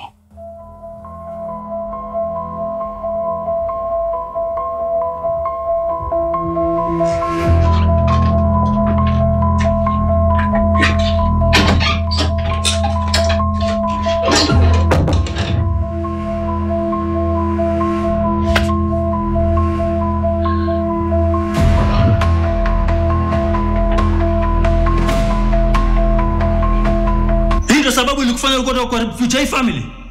Future ambao ni future yenu nyinyi wenyewe. Kama ungekuwa una haja kwenda kwa Mr. Jeff, ungeniambia tu. Daddy, ni kitu tutaongelea mara ngapi? Shut up! Don't call me your daddy here.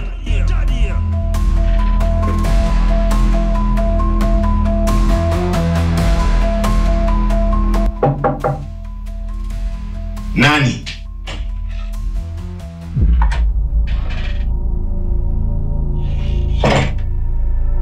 Dad, not right now.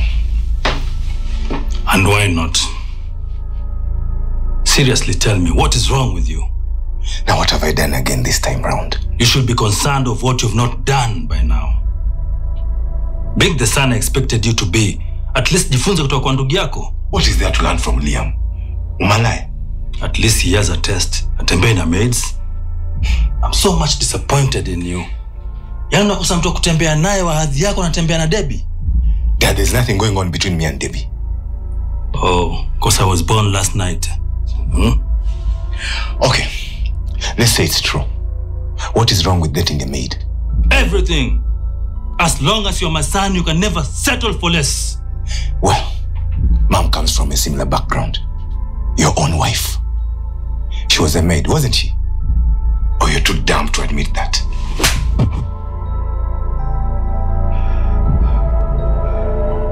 If you can't be a man enough At least have respect to other men. If you keep pushing me to be someone that I'm not, then the only thing that I'll lose is respect for you. And if you feel I'm not son enough for you, then I believe you're still fertile to say another son.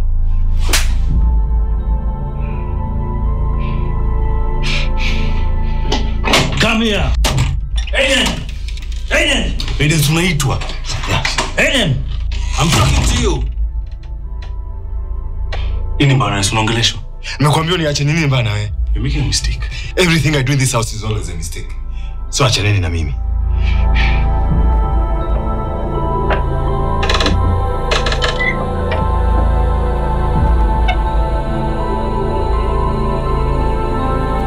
Time will tell. Sitaki noma. Noma.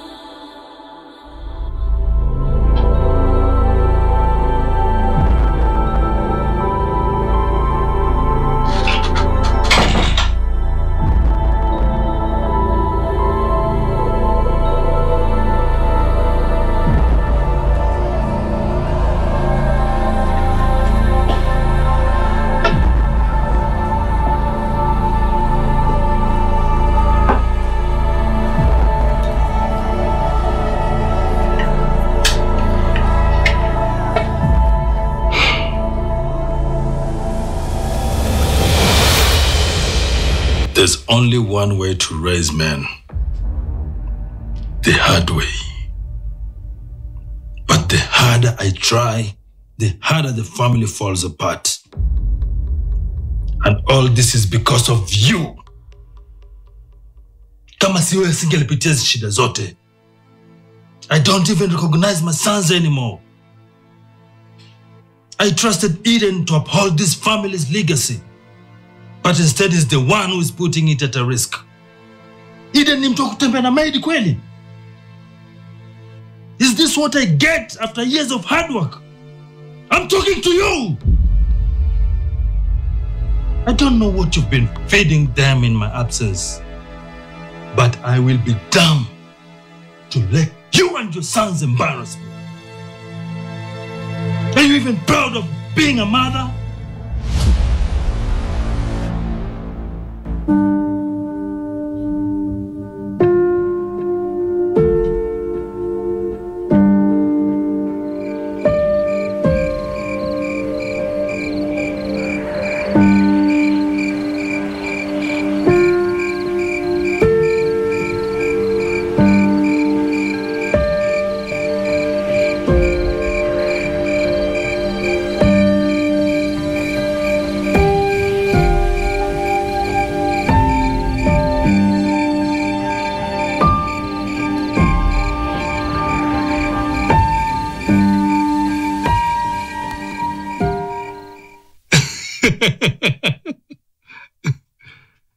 You know, the only good thing happening in my life right now, it's you. Yes, baby. I don't know how to put this. Why don't we have this conversation on a date? Yes, itaweza.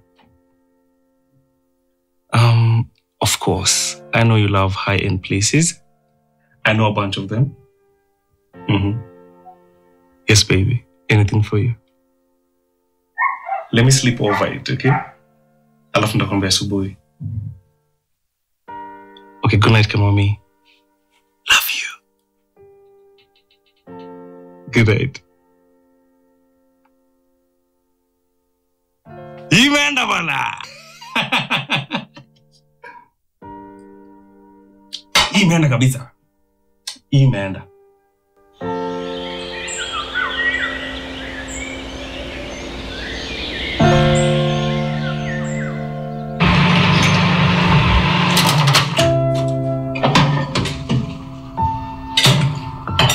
They see me holding, they hating, controlling, they're trying to catch me.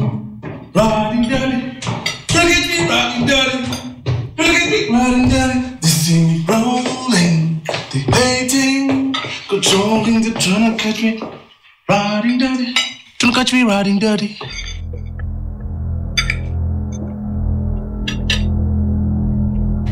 Mzee sawa? Bado umejam juu story jana. Hey. Have some manners. This is a dining area.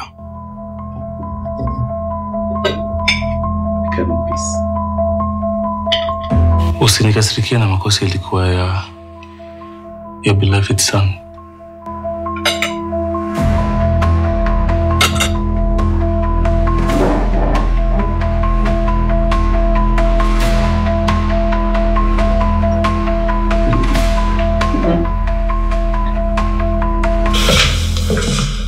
Good morning, Mr. Amason. Morning, Diana. You're late, but you can have some breakfast.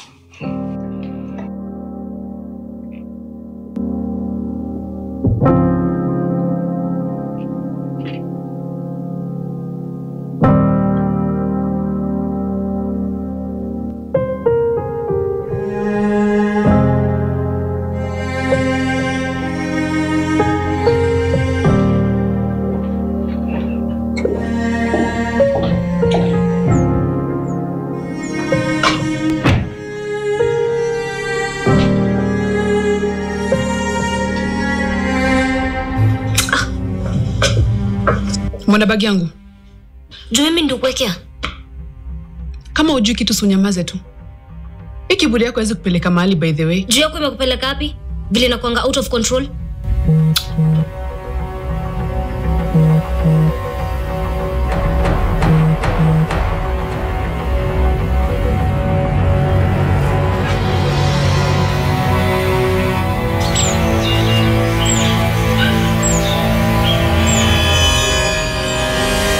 Hello.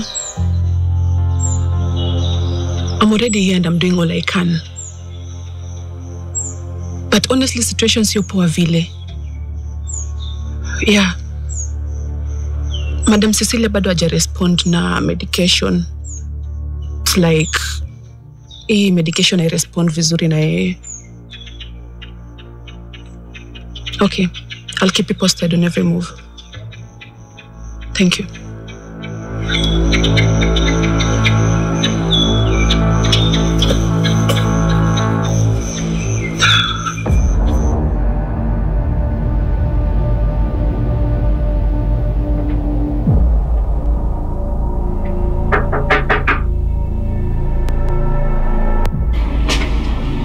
Come in, close the door and have a seat.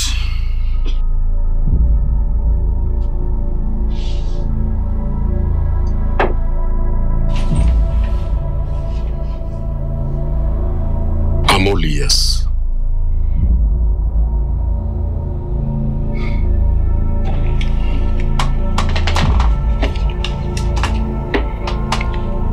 I think I'm losing my mind. What do you mean? My family. Wait. Are you losing your mind or your family? Both. How can I be insane when I'm losing the people that I love? How are you losing them? Are they? Well, Eden is not the boy that I raised. And Liam doesn't want to be the person that I want him to be. And what?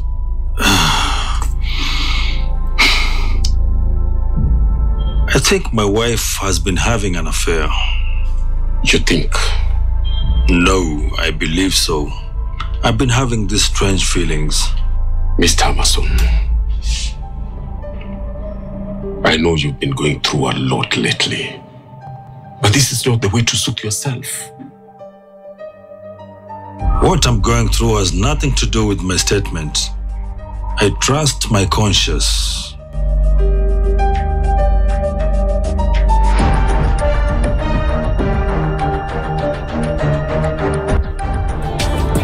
Sitaki noma.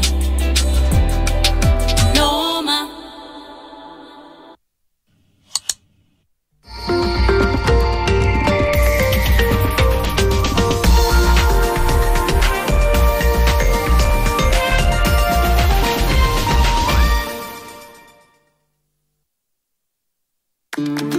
I'll have the usual on the rocks, double.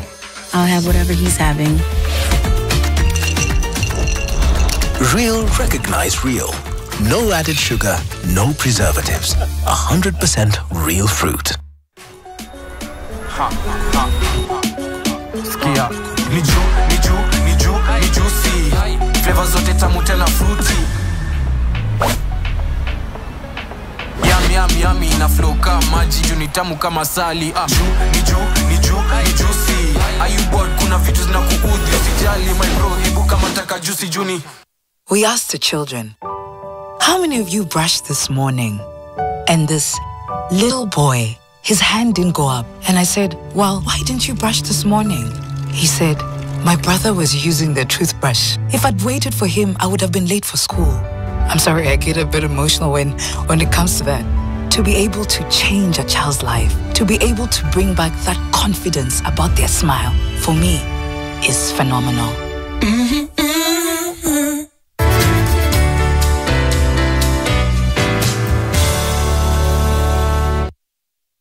Sitaki noma.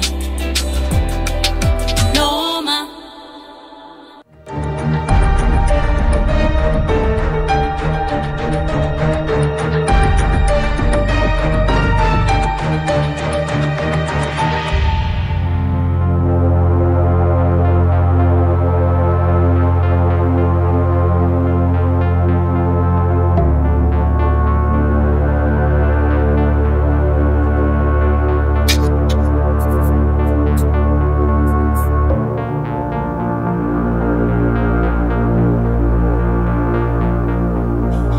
Unajua life kupia Kenya una deserve, but only if you wait for the right moment.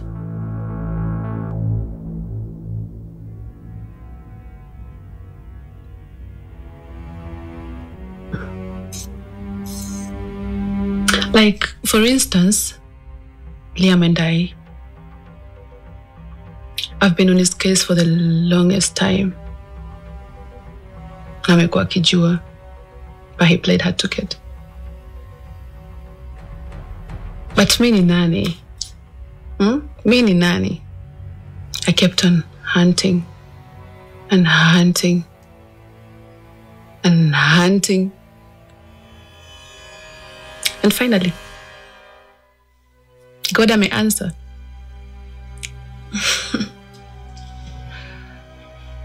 I'm very proud to announce to you that for the very first time, Liam ameamua kunipeleka on a date. A romantic date.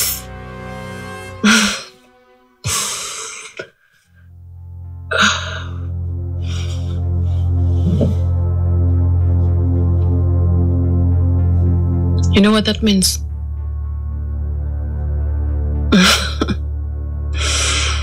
Oh, love is just a beautiful emotion. You can't just run away from it.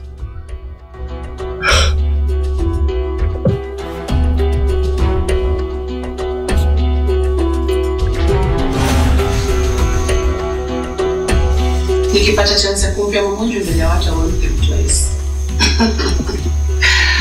Sijui ananipeleka wapi. But who doesn't want to kiss a man like him in public? In fact, mimi ndio nitainitiate your kiss. I'm crazy enough to do so.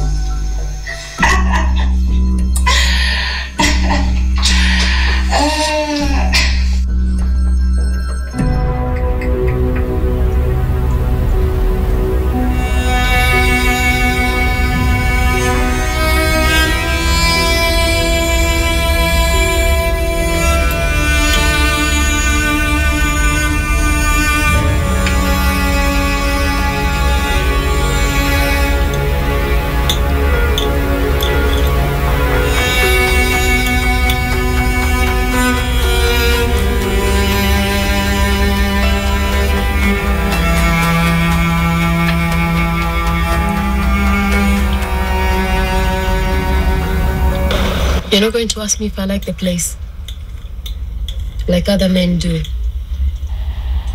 They ask because they're uncertain. A man should be confident about what he picks. And are you confident picking me? Sorry?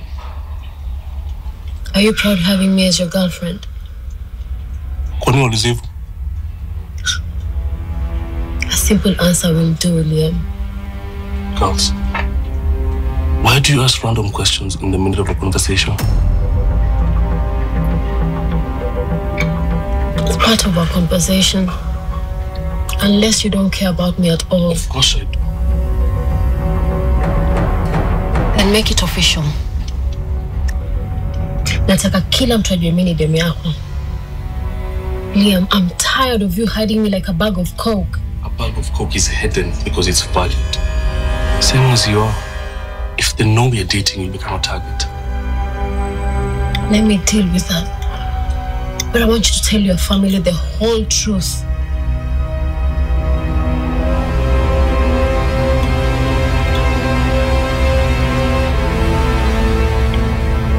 Do you really love me, Liam?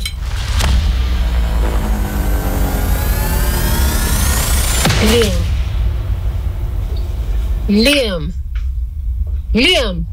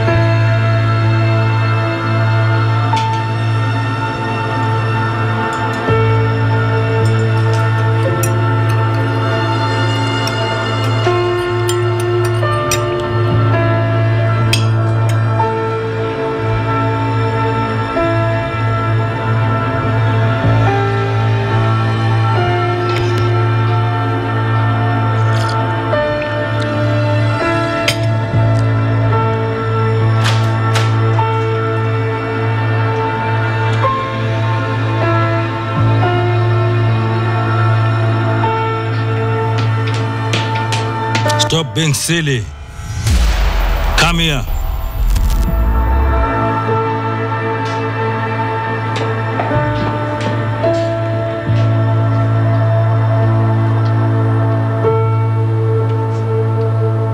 Where have you been? Real, Dad? If you can't be responsible paka mchungo kama mang'ombe, I will openly do that. Kwa nini mlitoka kazini mapema? Mimi na nani? As soon as you left, your brother was nowhere to be seen. I can only speak for myself. In any case, I had important errands to run.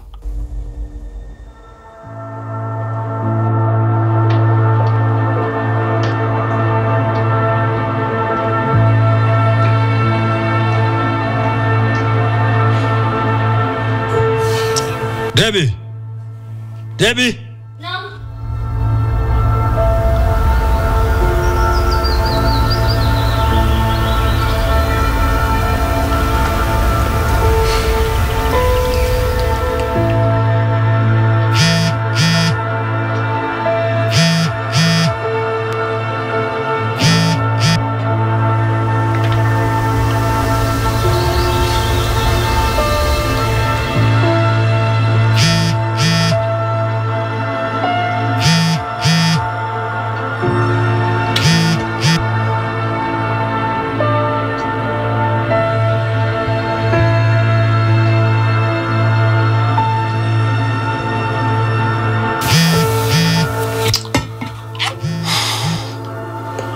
What? Mbona ushiki simu zangu? Unadai? But you walked out in the middle of our conversation. My mom is sick. I need to rush her to the hospital. Really? Amezidiwa? Kuna feel kudanganya? No, Liam. It's just that I want to see you. When I'm free, I'll call you.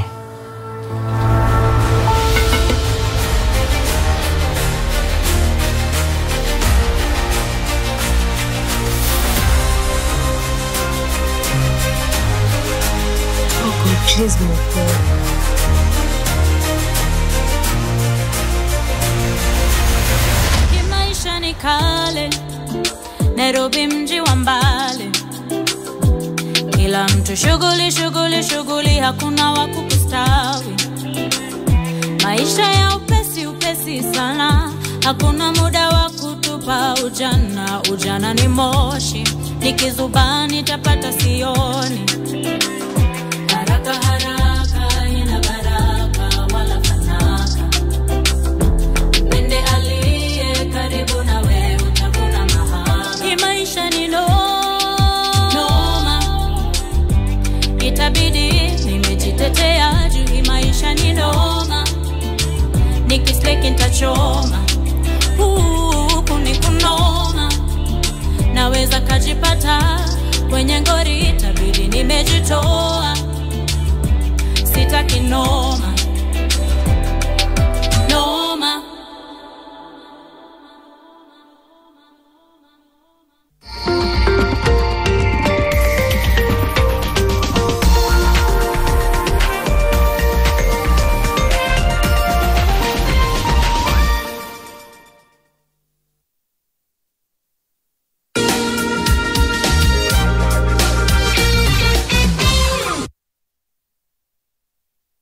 Want to know the biggest story of the week? Do not worry. The Weekly Review got you covered. For in-depth analysis of politics, business, governance, as well as social issues, the Weekly Review covers it all. For well-researched, exclusive and investigative content, read the Weekly Review every Sunday in the Sunday Nation.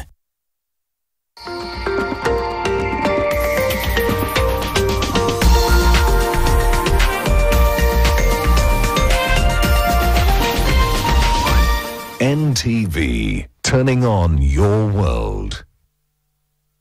The following program has been rated PG.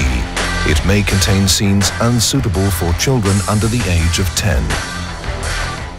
You are the one, in association with Nivea Nourishing Cocoa Body Lotion. You are the one.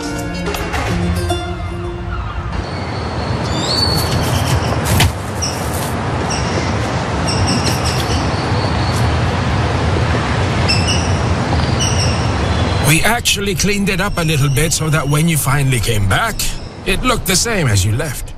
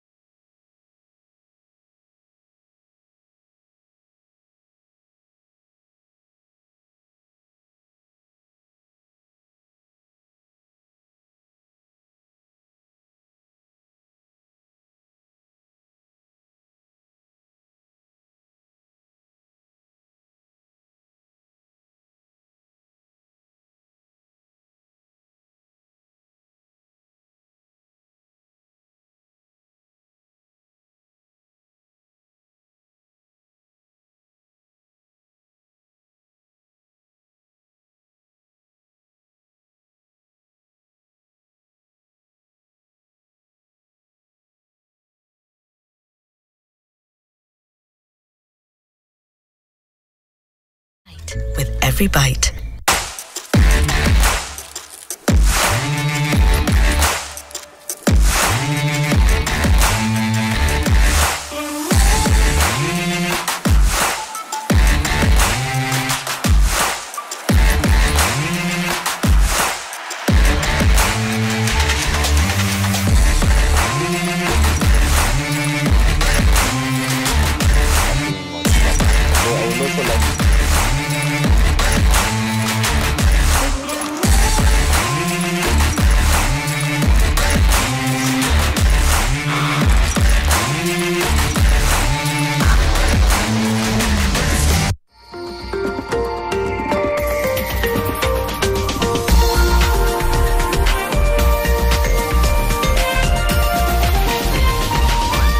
This is NTV.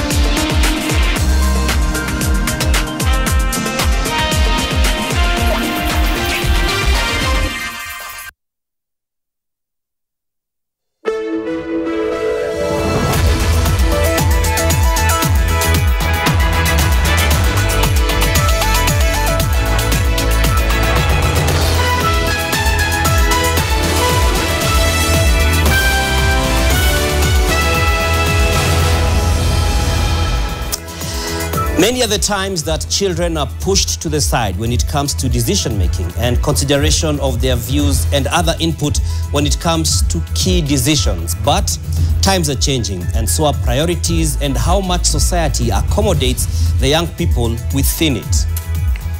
The time to listen us is now. We have a lot to offer. The fruit of the education we are going through counts for something, and we shall show you on this news broadcast. We have dreams and aspirations which matter.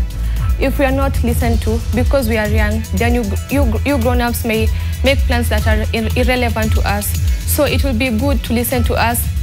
And we have this clock on set with us, a very significant countdown to it, and we shall be telling you more on this broadcast, where we shall deliberately be delving into children's matters. We shall also have a live interview with Martha Karua on the apprehension of Uganda's opposition leader Kizza Besigye here in Nairobi. Let's kick off this broadcast with the news highlights. Tonight, there's rising tension and anguish among the people, particularly on the high cost of living. We have effectively returned to the era of an uncountable state power, extrajudicial killings, abduction, corruption. You have failed. Civil society berates the Kenya Kwanza government over what they term as dismal performance, saying the country is headed in the wrong direction. Also tonight, abducted in Nairobi, court-martialed in Kampala. The trials and tribulations of Uganda's leading opposition figure, Kizza Besigye, continue unabated. We tell you about Besigye's last moments in Kenya. Plus, Kenya aims to attain the universal school feeding target of 10 million meals daily by 2030. Listening to the children. Nation Media Group joins the world in celebrating the World Children's Day. We have lined up a special show for the children. And we have reinstated the figure that they got the last financial year. And on top of that, we have made and provisioned additional resources of Kenya shillings 2 billion. Counties to get 387 billion shillings as the parliamentary mediation team unlocks the long-standing deadlock.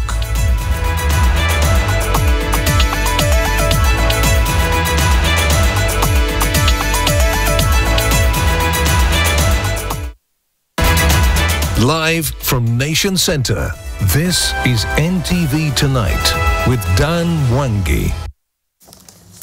And Flora Atieno is on our sign language interpretation, and I shall be introducing our guest anchors later on in the broadcast. Now, the country is worse off now than it was in September 2022 when President William Ruto took charge. This is according to the Kenya National Commission on Human Rights, KNCHR, the Law Society of Kenya, LSK, and the Kenya Civil Society Group, which in 3 different press conferences today launched a scathing attack on President William Ruto's administration ahead of Ruto's 3rd State of the Nation address tomorrow, which is Thursday. And as NTV's David Mudhoka reports, the 3 groups have singled out the high cost of living, runaway corruption, and the rampant violation of human rights through extrajudicial killings, abductions, and arbitrary arrests as some of the reasons why the country has been on a downward trend for more than 2 years now. The President. With just a few hours before President William Ruto delivers his State of the Nation address from Parliament, members of the civil society are worried about the country's trajectory, saying it is on a slippery slope since President William Ruto took power in September 2022. Thank you so much, CEO. The publicly funded Kenya National Commission on Human Rights, KNCHR, has revealed that in the past 3 months alone, it recorded 60 deaths of protesters, most of whom the commission claims were killed by police officers, 610 protesters who sustained injuries ranging from serious fractures to bullet wounds during this year's demonstrations, 1,376 arbitrary arrests, and 25 officers who sustained injuries inflicted by protesters. In those 90 days, the commission further recorded 97 femicide cases and 74 abductions, out of which 26 are yet to be solved, meaning at least 26 Kenyans are still missing. KNCHR has further listed other reasons why the country is on the wrong trajectory. There's rising tension and anguish among the people, particularly on the high cost of living, lack of adequate access to essential services such as health and education, as well as impunity and lack of accountability. Another group that also issued a hard-hitting verdict against the President Ruto administration is the Law Society of Kenya, which affirmed that the country is backsliding under Ruto and added that some judges are being bribed to look the other way. We have effectively returned to the era of an uncountable state power, extrajudicial killings, abduction, corruption, weaponizing investigative agencies for political purposes, undermining media freedom, and insidious overbearing hand on organized civil society organizations. Another group that is piling pressure on the government is the Kenya Civil Society Group, which upped the ante in its scathing criticism against Ruto by saying that his administration had lost direction, public confidence, and should now be investigated over the extrajudicial killings of Kenyans in the June, July, and August Anti-Finance Bill 2024 protests. Ironically, it is this very president who promised that none of these egregious acts of human rights violations were going to take place under his administration.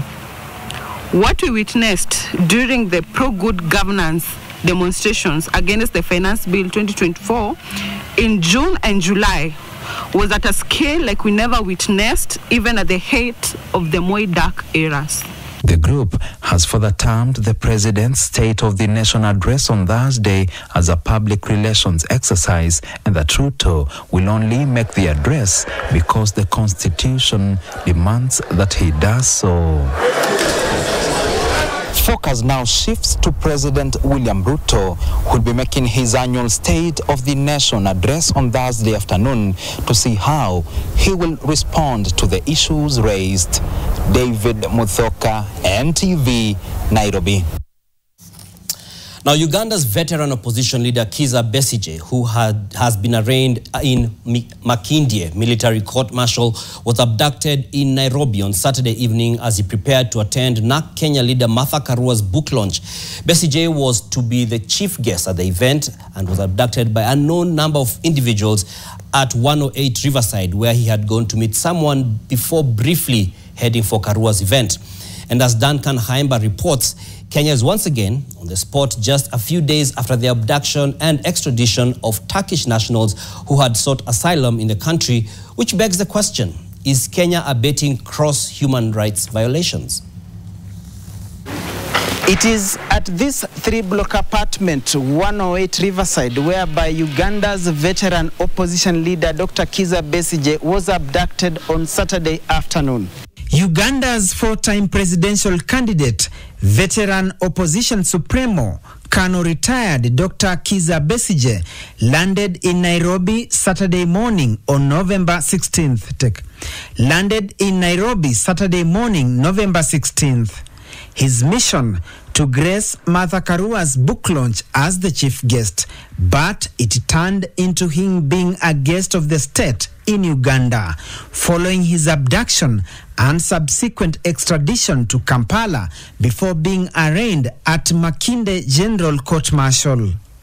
After touching down at Jomo Kenyatta International Airport, Besigye proceeded to Waridi Paradise Hotel and Suites on Rose Avenue in Hurlingham, where he had been booked. A few hours later, he left his hotel for a brief engagement at 108 Riverside in Block C, apartment 1102. Upon arrival, he requested his taxi driver to wait for him so that he could proceed and drop him at Martha Karua's book launch. It was in the apartment whereby unknown persons pounced on him and was clandestinely whisked away without raising any suspicion. His taxi driver, who had dropped him at 4 p.m., waited until 4:30 a.m. on Sunday before giving up, since his numerous texts were not being responded to. We visited the apartment, but could neither be allowed in nor granted CCTV footage on the supervisor's express orders to the caretaker. However, we managed to extract 1 or 2 details. So vile huyo taxi aliripota asubuhi kwamba haoni jamaa wake, mkachukua nini kama management? Okay, what happened is Lidani kutoka na mwingine. Hivyo ndio waliassume until now yesterday. Yesterday sasa watu walio walitembelea. Not yesterday, actually today morning. Around 1 a.m. Yeah. See some since I was working out. Okay. Hao ni watu gani sasa? DCI. Oh, DCI. A source revealed that the opposition luminary had informed his team that he was meeting a Ugandan national. His abduction in Kenya's capital comes 4 months after 36 Ugandan activists associated with him were arrested in Kisumu, taken to Uganda, where they were charged with treason and remanded at Kitalia prison. In October, a British national and 4 Turkish refugees were abducted and returned to Turkey, sparking condemnation against Kenya by several agencies, among them United Nations Refugee Agency UNHCR, which castigated Kenya for contravening UN's 1951 Refugee Convention.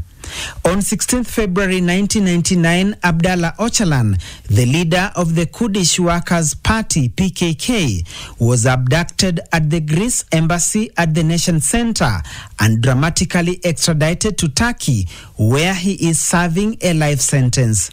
In October 2022, a Pakistani investigative journalist, Ashad Sharif, who had sought refuge in Kenya, was killed at a roadblock in Kajiado County, which the High Court has ruled that the police unlawfully killed Sharif. Duncan Haimba, NTV. That report by Duncan Haimba leads us into our live interview with the NARC Kenya party leader, Martha Karua, who's joining us virtually. Thank you for speaking to us, Madam Karua, on NTV tonight. And in light of the situation with Besigye, what, from where you sit, what exactly happened? I think I can only give the reports as received from the family. Firstly, I had invited the Honorable Kizza Besigye to my book launch on the 17th afternoon, that is Sunday. I had indication that he would arrive on Saturday and he would be available to attend and make a few remarks. He was no show. Sunday passed. Monday, we just thought, one can be unable to come for various reasons.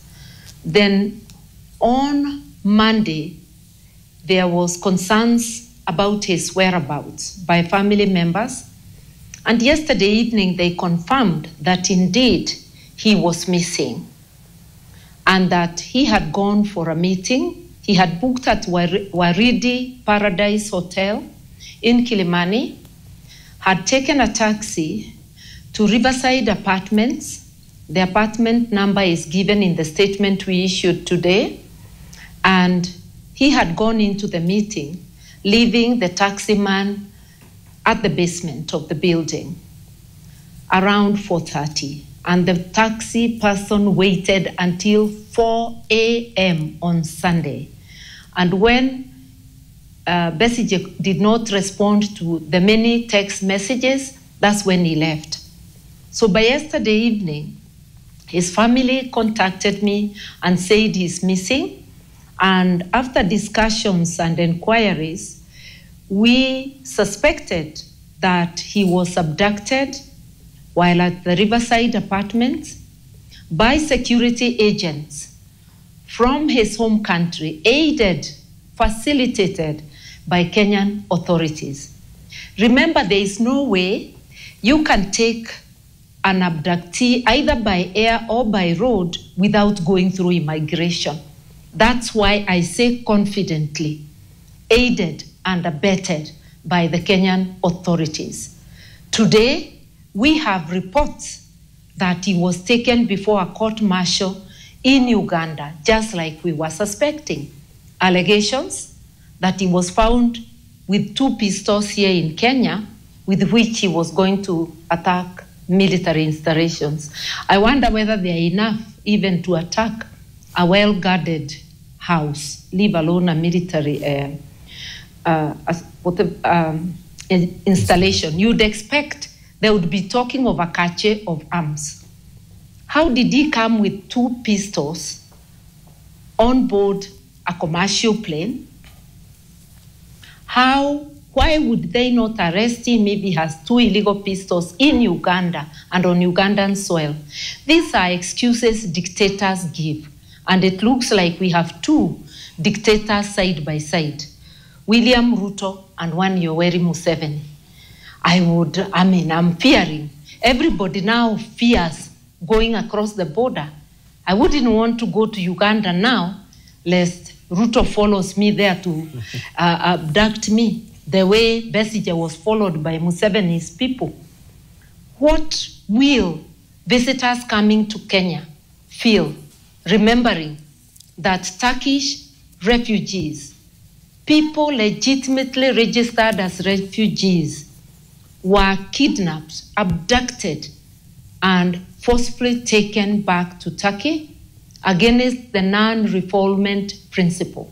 Okay. What is happening in Kenya, abduction of nationals and our own nationals and foreign nationals, is actually against our own laws, the East African Community Constitutive Act, the rule of law principle, and against international law, which includes the Maputo Protocol. It is a shame that Kenya, under the 2010 Constitution, is behaving like a country without a constitution. It appears William Ruto has suspended the constitution altogether. Okay, Madam Karua, you said that the taxi guy, from what you were told, waited until about 4 a.m. and that's when he left. Have you been able to, get a hold of the taxi guy to just get his own narration of the happenings? I didn't consider it necessary. I am not a police investigator. If you look at my Twitter handle, I took to Twitter with the statement we made and asked the DCI to take that statement as my formal complaint as a person who had invited Dr. Besigye of a missing person. So I've reported to the DCI, to the IG on Twitter. I've attached William Ruto, Yoweri Museveni. Why would I want to talk to a taximan? They are paid investigators here in the country, security agencies. Okay. And now that we know he was spirited to Uganda, how did Uganda get him from Kenya without extradition? Because that is what happens when you are following somebody from another country. Okay. And Kizza Besigye is a person who has, been in the crosshairs of Uganda's president, etc. So, as far as we know, he did not have his own security detail. Well, we travel, I know that we all travel light. We are not a government where you select security agencies to walk around with you. Even last time I visited them in the family in their residence in the outskirts of Kampala, the only security I saw around is Museveni's police blockading the home. So Dr. Kizza Besigye, as a civilian, has the right to travel just by himself and is a regular visitor to Kenya. Oh, okay. And just in closing, Madam Karua, what are the global optics of having these kind of situations happening in Kenya? As you have mentioned, and as my colleague Duncan Kaimba said in his story, we've had the case of the Turkish nationals. We've seen there's a gentleman from Pakistan who was killed here, and now we are seeing Besigye among others. What are the global optics on this, and what specific international laws have been broken from where you sit? Global optics is Kenya has descended into lawlessness, and that William Ruto's regime is leading in that lawlessness. Murdering, abducting, arbitrarily arresting its own citizens, and now extending those atrocities to foreign nationals on Kenyan soil, including refugees. And that is a violation not only of the 2010 Constitution, of the East African Treaty, the rule of law principle, of the Maputo Protocol, the African Protocol on Human and People's Rights, and international human rights and refugee law. When you look at the totality of it, people abducted. Nobody can say that Kenya follows the rule of law. When a foreign government is following its own national, they request for extradition. That's what the United States did when they needed to try Kenyans who are here. That is what they did. And I don't remember which government also wanted Gishuru and Okemo. And it had to go through the courts. Why are we descending to this type of lawlessness? But anyway, it's not so surprising. William Ruto opposed the 2010 Constitution. He considered it as an inconvenience. He appears completely oblivious of the fact that constitutions are principally made to limit exercise of power by those in authority, namely governments. Okay. So Kenya, to the international arena, is a lawless state. Okay. And a dictatorship. Thank you very much for your views on this matter that is of great concern, not just nationally, but even regionally. And Madam Karua, just on a separate note, today is the World Children's Day. And on set, we have some 2 children who are excited to see you live. We've got a lady called Lakisha and Ethan. If you could just wish them a happy Children's Day, I'm sure it will make their night. I wish you a happy Children's Day. Sisha, did you say? Lakisha and Ethan. Yes, I can't pronounce the names correctly. So, happy Children's Day, my dears. Thank you very much, Madam Karua, for speaking to us on NTV tonight. Those there are the views of the party leader of NARC Kenya, that is Martha Karua, on the matter of Besigye, who is besieged. Now, county governments will receive 387 billion shillings as equitable revenue share after the Joint Mediation Committee struck a deal over the stalled Division of Revenue Amendment Bill of 2024. The committee is now banking on the support of the Senate and the National Assembly to unlock funds to the counties. NTV's Vincent Odor tells us more. After 2 failed attempts by the mediation committee to resolve the stalemate over whether counties should be allocated 400 billion shillings as pushed by the Senate or 380 billion shillings as pushed by the National Assembly in this financial year, the third meeting birthed a deal. We have reinstated the figure that they got the last financial year of 385 billion. And on top of that, we have made and provisioned additional resources of Kenya shillings 2 billion. However, for the better part of the day, it was a negotiation battle in full swing. This 20 billion that we are fighting for, why can't we cut it into 5 pieces? And these 5 pieces mean 4 billion, 4 billion, 4 billion, 4 billion.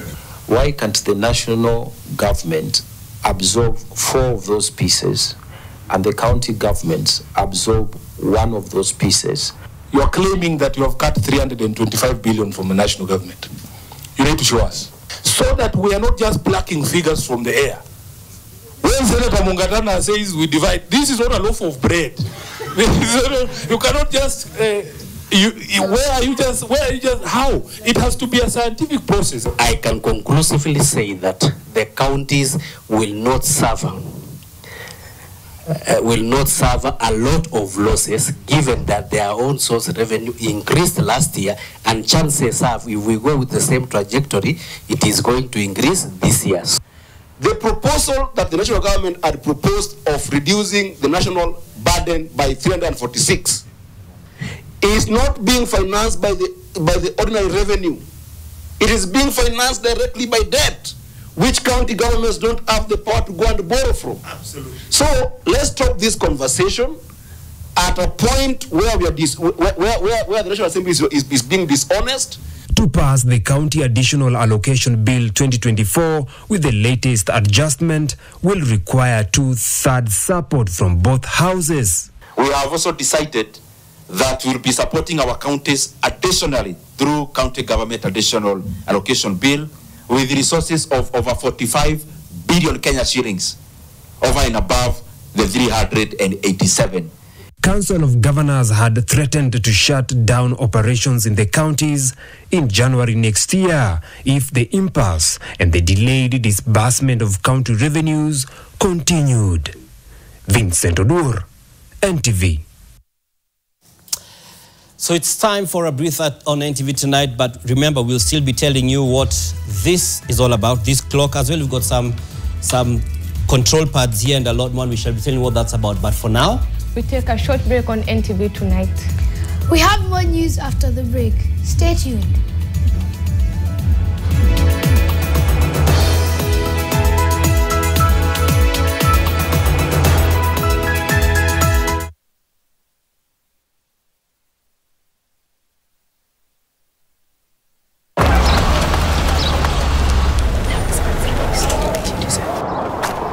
Baadaye anti. Mkuu, umetufikisha home poa. Asante. Pia wewe pata kakitu ikufikishe home. Nunua any 2 80-gram Cadbury Dairy Milk Packs ama Cadbury Drinking Chocolate. Visit Cadbury.Africa or andikie someone special your heartfelt message ya kumshow thanks. T's and C's apply. Cadbury, there's a glass and a half in everyone. Christmas ni sahi ishafika na ni kubwa kubwa. Kwani hii Kristi ni bomba na Blue Santa kupitia star 570 hash option 1. Rudia. Star 570 hash option 1. Iko PlayStation 5 na 55-inch TV na iko 500,000 Kenyan shillings. Nambuzi moja? Nambuzi. 1 million Kenyan shillings na Samsung S24 Ultra. Nambuzi moja? Iko 2 million Kenyan shillings na iPhone 16 Pro Max. Nambuzi mbili? Blue Santa amekuja na zawadi kibao. Nani kubwa Hapa kuna ndogo. Hapa Christmas ni bomba.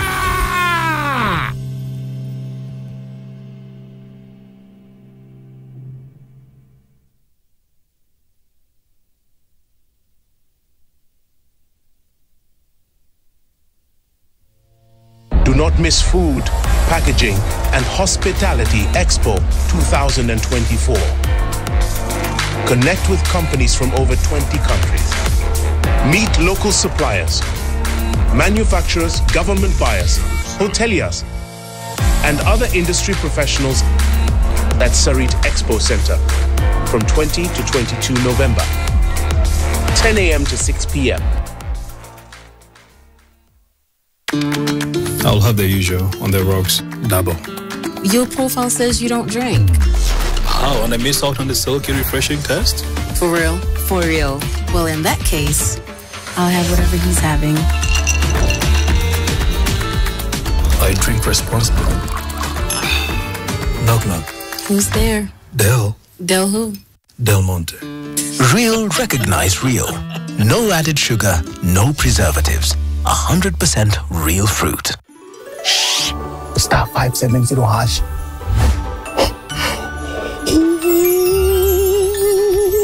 Option 1 kuna PS5 na ni full package na inakuja na JBL Party Box.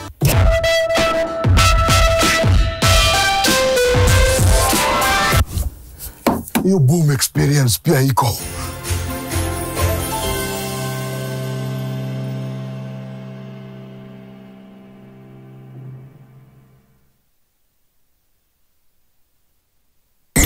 Introducing Festive Cakes. Here are some delightful snacks for all of you. The Festive Simbella Cake. Indulge in the pleasure of a cone-shaped cake that's bursting with flavors. Where did you come from? Hamlet. So this is where the magic happens. This is for you kids. Festive Cupcakes. Thank you. Perfect treat to share with friends and family. Now for your kids' school snacks, hakuna stress. Festive Pink Cakes. The perfect blend of sweetness and softness. And now this is for you, Dad, and your office mate. Festive Pound Cake. This sumptuous cake will leave you craving for more. Taste the magic with our Festive Cakes from DPL Festive Bakery. Delight with every bite. Welcome to San Francisco. The best players in the world. It's the most beautiful thing you could ever witness. Welcome to the official start of All-Star Weekend, NBA All-Star Celebrity Game. Let's go, baby! Stars as feature here on display. The lights are on, the stars are here.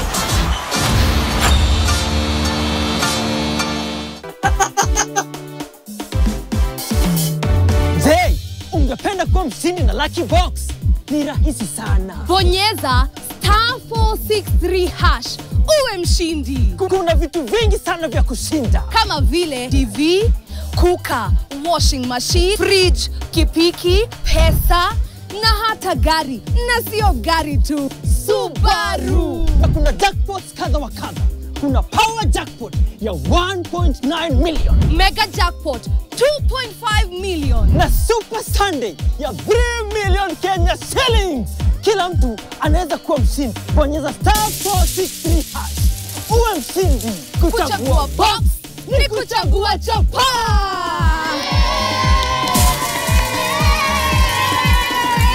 Kumbuka, kila unapocheza Lucky Box unasaidia watoto kusoma.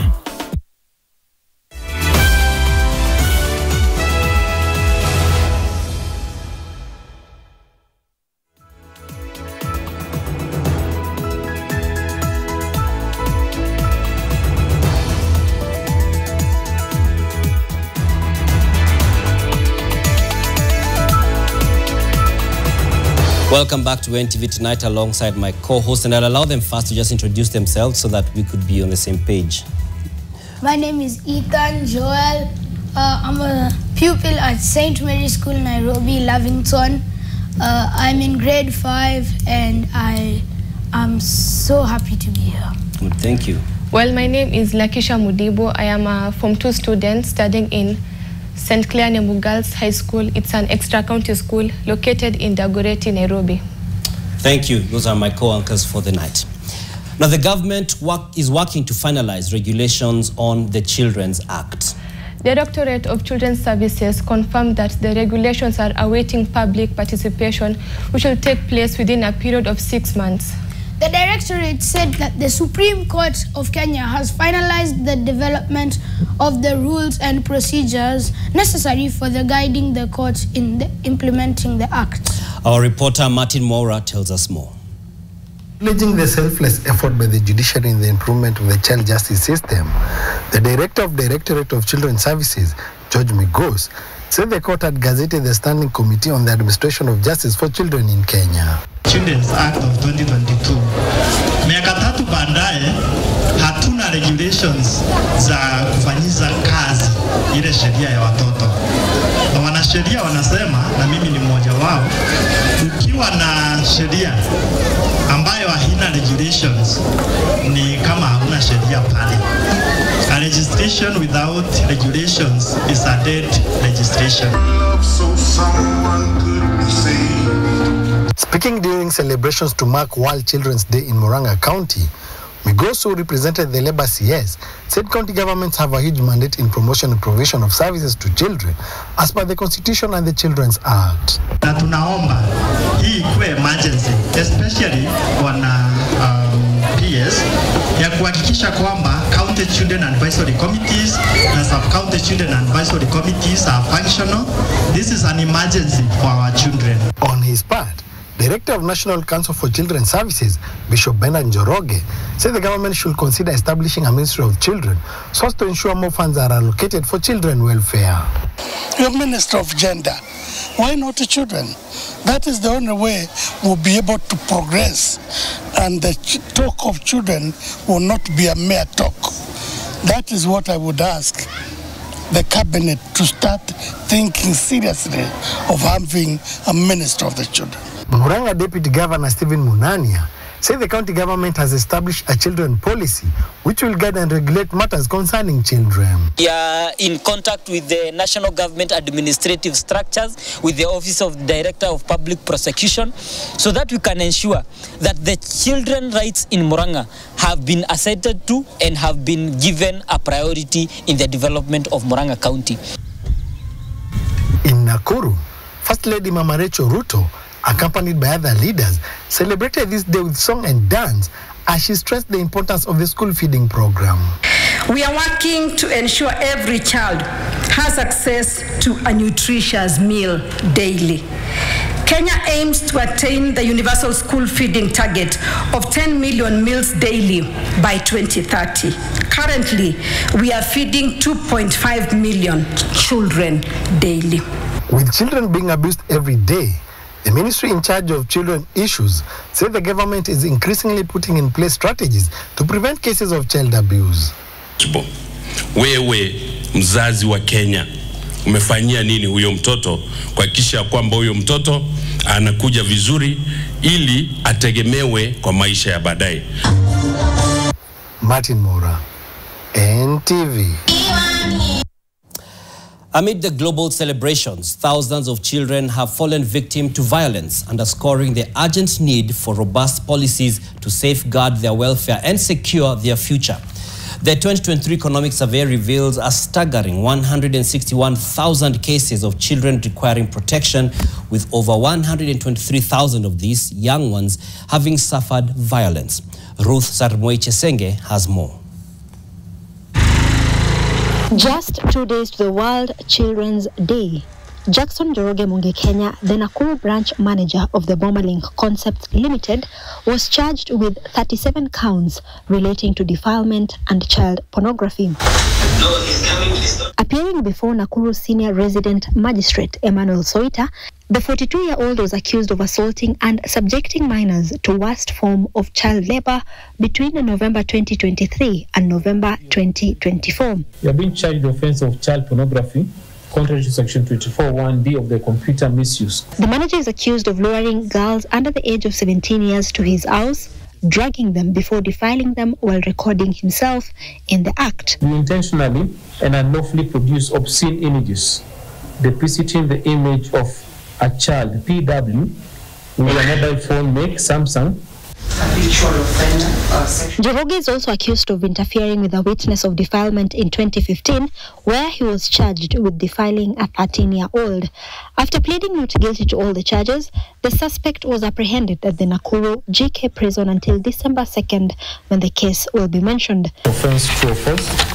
Nakuru County Gender Chief Officer says that most victims of defilement fail to get justice after being silenced by their offenders. Now we have almost 3 cases in safe houses for children who are defiled and impregnated, and we are prosecuting their cases through the legal aid. Data from the 2023 economic surveys shows that more than 161,000 cases of children in need of protection were reported, with cases of violence leading with over 123,000 cases. Cases of children in need of custody were also high, followed by vulnerable children and child trafficking, with 1,634 cases having been reported across the country. In Kwaronda Estate in Nakuru, the family of 9-month-old Rehema Kerubo, who was stolen under the care of other minors on October 29th, has been shattered. Tangu mtongo pote, sijakaa vizuri juu mtongo alitoka pevi akiwa ni mgonjwa. Nasikia kona mimi sijui pinya yako. Kerubo was taken away by an unknown lady after she lured the children who were in the baby's company with soda and chips, only for her to disappear using an awaiting probe. Na hapo ndio walipata CCTV ilikuwa inafanya nini? Imemshika lakini hakuacha kama imemshika picha nyingine na watoto hapo kakinyia kwa hiyo supermarket. The family is blaming the police for laxity since the woman was captured using a nearby CCTV camera. Wanisaidie kama ni uwezo waniletea mtoto. Kwa sababu bani nafanya nini? Mimi nalia. Mimi mwenyewe sina amani. Ninakaa na watoto mimi peke yangu. Niweza tu wangeniambia tu mama, tumeshindwa mara tunaweza. Nione kenye nafanya nini? Naweza. Kerubo's family is not the only one. 11-year-old Vidik Ibrahim disappeared mysteriously on September 14th while playing with his friends, and efforts to find him have bore no fruits 3 months later. The families with missing children are clinging on to the hope that their little ones will return to them soon and safe, while those with court cases hoping that the long arm of government will take its course. Ruth Sarmoi Chesenge, NTV in Nakuru. And we stay on that beat to do with children, and for the next story I hand over to Ethan and Lakisha. Children experience a wide range of emotions as a result of challenges, trauma and shame. The knock-on effects on stigmatization may also lead to social isolation and discrimination. But an 11-year-old boy from Nyeri County has emerged a hero for raising and taking care of his 7-year-old sister. This is after his mother was jailed a year ago and left him with his father, who is allegedly irresponsible. The grade 5 boy and his grade 2 sister have been receiving help from neighbors and teachers. And as the world marks the Children's Day, the boy is forced to navigate challenges with resilience, as their mother, who was their primary caregiver, is now serving a 2-year jail term. Margaret Kimati filed this report. Mimi niko na 11 years. Na ninatunza sister yangu vizuri na tunakaa maisha nzuri. Mimi napika vizuri. Mimi mama yangu alienda kama ameenda hospitali. Baba yangu akakuja akaniambia ameshikwa. Sisi tulisikia vibaya, tunasema atakuja tu. Mimi mama alikuwa ananifulia nguo. Saa hii alienda anajifulia, nafuliwa. Mimi napikaga ugali, na ninapika boga, na ninapika mchele. Ni vile nimesaidiwa na neighbors, wananisaidia sana. Hadi Mungu awabariki. Mimi nawasaidiaga kila siku, wanakuja kwangu, nawasaidia na chakula, nawapea chakula na mavazi, nawasaidia tu waweze kusoma ili wajisaidie baadaye. Amekuwa msaidizi mkubwa kwa sister yake, amekuwa akimsaidia kila siku, wanakuwa pamoja. Nimewasaidia kwa muda wa miezi 3 sasa. Mama yao alifungwa jela last year, ako na mwaka mmoja na bado hajatoka. Mimi naitwa Charles Mwangi Dorodi, na Heritage Murigato Primary School. Huyu kijana tumemwona ni kijana chupafu na ni kijana mkakamavu sana kwa vile amepitia mambo ya maisha. I came to learn about his troubles last time, na nimemchungulia nikaona vile na leader huyu mtoto wao. All the time he is taking care of the sister. Amekuwa naye asubuhi wakija shuleni wako pamoja, jioni wanatoka pamoja, akitafuta msaada anatafutia hata sister yake. Na tumeona huyu kijana akiwa a good example of a resilient kid. This is a good example of a hero that we want to celebrate today.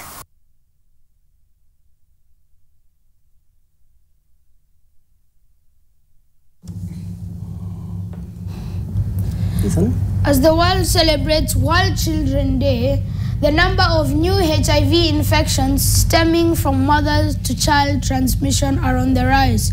This is according to the National AIDS and STI Control Program, NASCOP.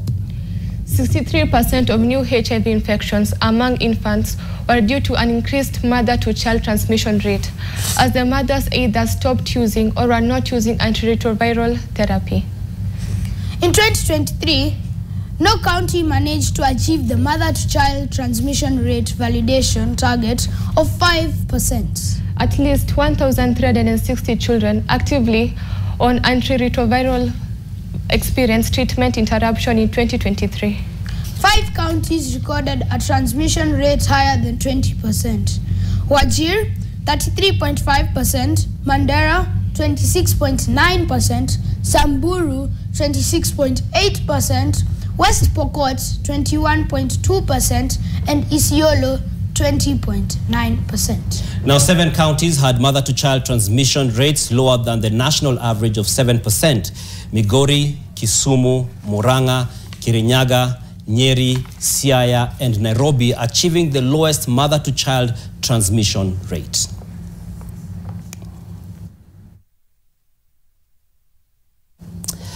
We take a break on NTV tonight. After this, we shall be having the business news with Nina Shaban, but we're still here for the rest of the broadcast. Stay with us.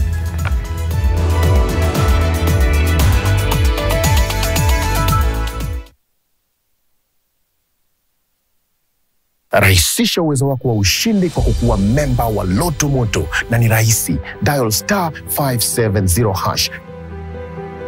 Ukiwa memba ni rahisi kufika kwenye jukwaa hili ili kujaribu mchezo wetu wa Loto Moto Show. Na pia kama memba unajipa nafasi rahisi ya kuingia kwenye promotion zetu zinazokupa nafasi ya kujishindia chapaa na zawadi kibao kama TV, friji, pikipiki, mashamba na pia magari. Kuwa memba ni *570#. Tushinde kama members.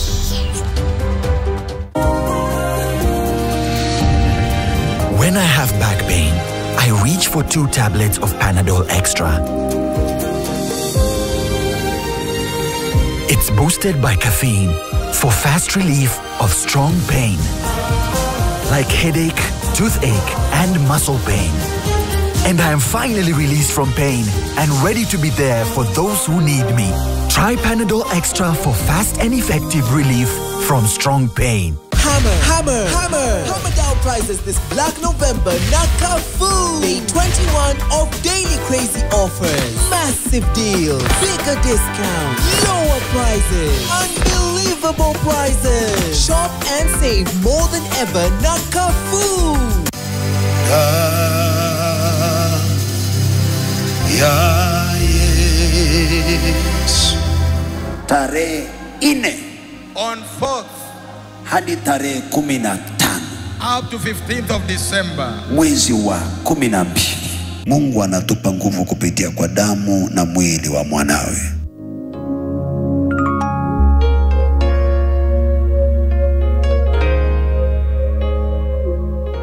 New Downy perfume collection. Sometimes I need a scent to keep me calm amongst the chaos, or a light fragrance that keeps me fresh in the heat, or a perfume that feels elegant all day and into the night, lasting longer than expensive perfumes.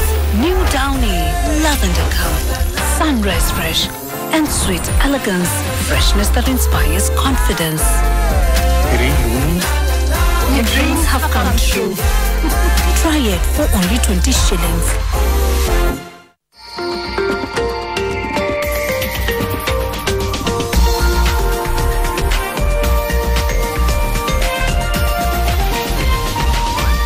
This is NTV.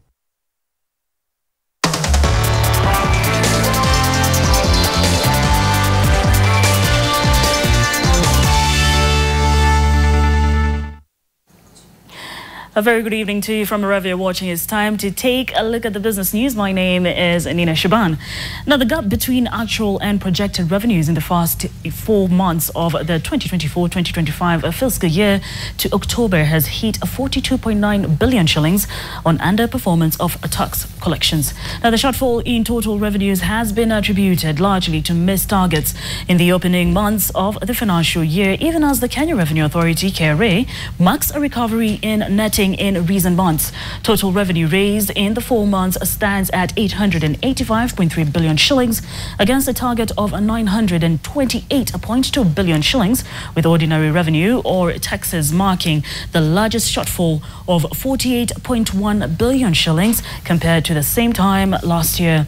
Ministerial appropriations in aid, that's AIA, have meanwhile outperformed the target by 5.2 billion shillings, totaling to 119.7 billion shillings in the period against a target of 114.5 billion shillings, according to data from the National Treasury. In other news, KCB Group net profit for the first 9 months of trading ended September 2024 grew by 48.7% to 44.5 billion shillings, keeping it ahead of its closest rival, that's Equity Group, for the first time since 2020. The growth in net earnings from 29.9 billion shillings was faster than that of Equity, whose net profit rose 13.6% to 39.3 billion shillings. During the review period, KCB net interest income grew by 23.9% to 92.8 billion shillings as the loan book grew to 1.053 trillion shillings from 1.047 trillion shillings. KCB attributed this to the growth in retail sector loans that outpaced the impact of appreciation of the shilling on the foreign currency denominated loans. Non-interest income rose 18.3% to 50.15 billion shillings, boosted by foreign exchange income, transaction fees, especially from a Trust Merchant Bank, the DRC Congo-based subsidiary.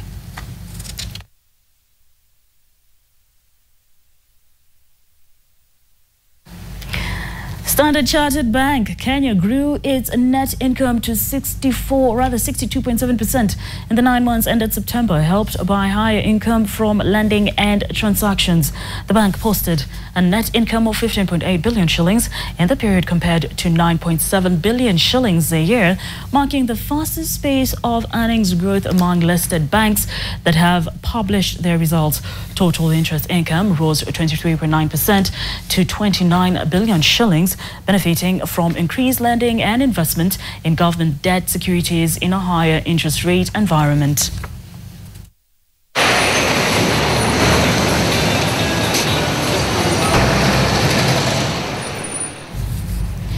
The establishment of the port charter to streamline cargo movement has led to the growth of transit cargo to about 39% and is projected to rise to over 50 million metric tons by 2030.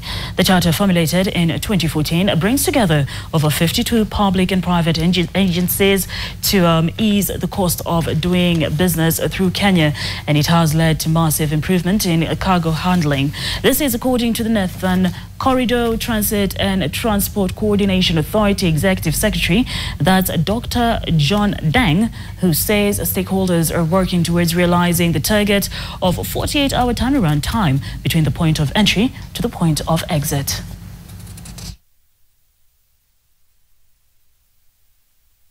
Billion Kenya shillings every quarter for these government agencies. And before the onset of the port charter, we were doing less than 100 million. When the port charter was formed or launched by the President of Kenya in June 2014, the throughput at the port of Mombasa was around 21 million metric tons. And the transit cargo was about 19%. As we speak, the throughput is about 36 million metric tons. The transit cargo has grown from about that less than 20% to about 39% is going to 40%. Well, that brings us to the end of Business News tonight. My name is Nina Shaban, wishing you a lovely night and wishing all the children out there a happy International Children's Day.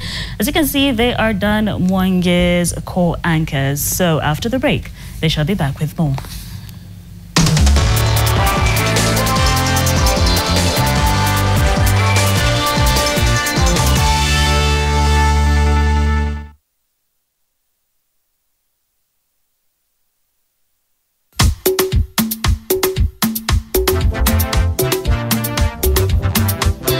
Assalamu alaikum wa rahmatullahi ta'ala wa barakatuh. Wazima. Ndaze. Ati hayawi.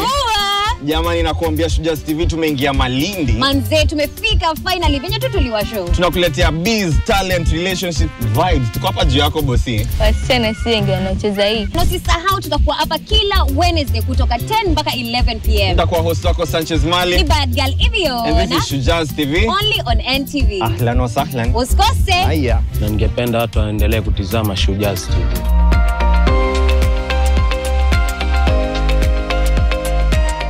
Where did you come from? Come with me. So this is where the magic happens.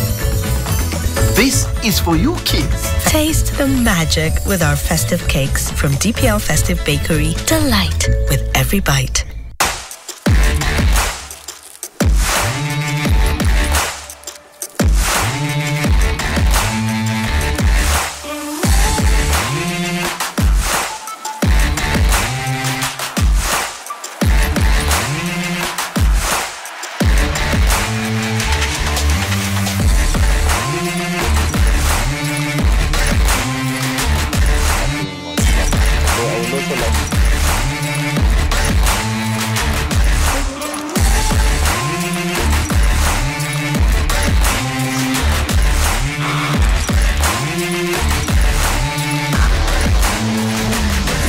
This November 11th to the 22nd, the world's eyes turn to Baku, Azerbaijan. The biggest global event for climate action, COP29. We have already arrived in Baku in Azerbaijan, and over the next 2 weeks we'll be giving you all the exclusive content that comes out of here, who from Kenya is attending, what our agenda is here, all the exclusive interviews. You can only get it here. NTV is your front row seat to this United Nations Climate Conference. Keep it locked on NTV and all other nation media platforms.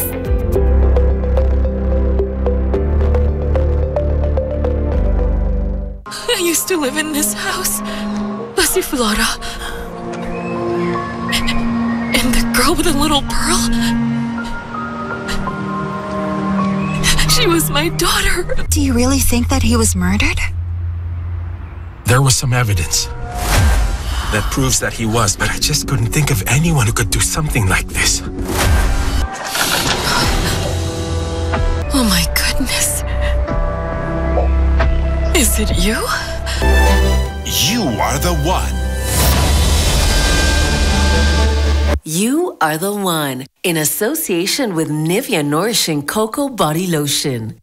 Show off your best skin with Nivea Nourishing Cocoa Body Lotion with 5-in-1 complete care. The deeply nourishing formula prevents your skin from drying with precious cocoa butter and deep moisture for smooth and healthy looking skin.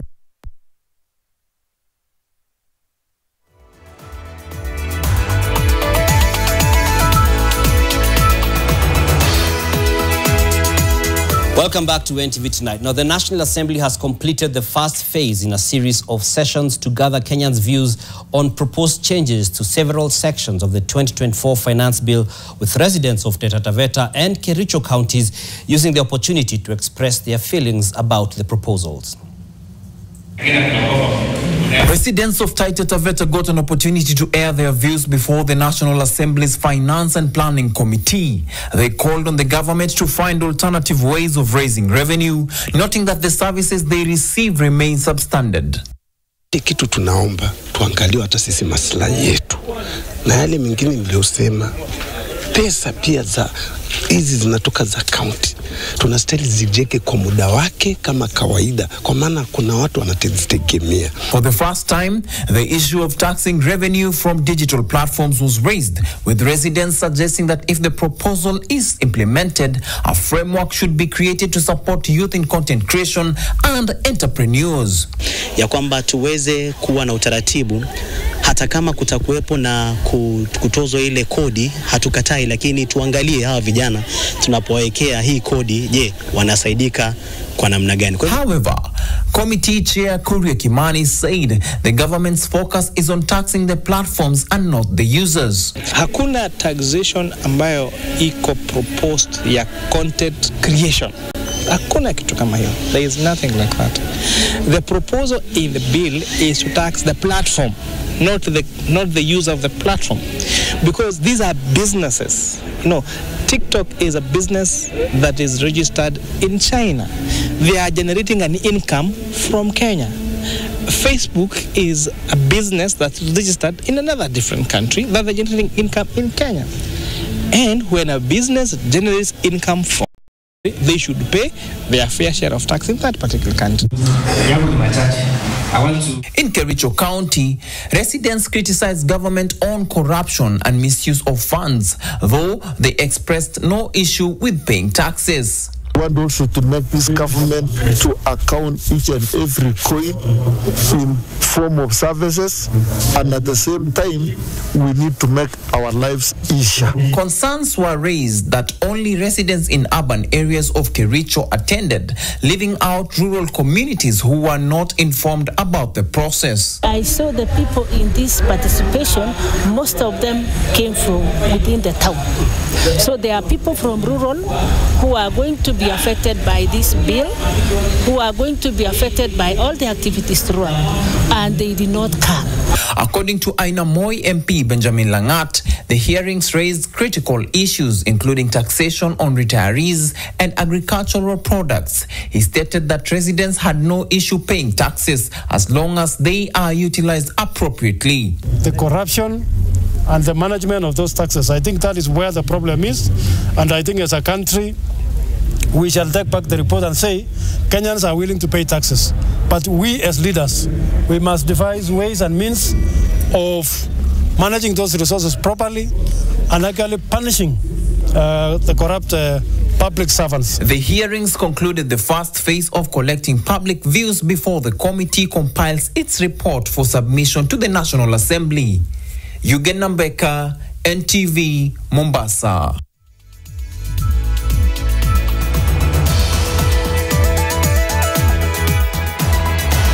Now we continue being in the children's corner, and one of the things that's about children is about having fun. And contrary to what some may believe, you can actually have fun through education. And Ethan and his colleague, that is Alex Mushemi, are going to show us something. They're going to fly a drone here. Ethan, you could kick it off. You could take us off the ground as we are on air, just like it. Then maybe Alexander, you could tell us, what is this used for? Is it just for having fun? A drone is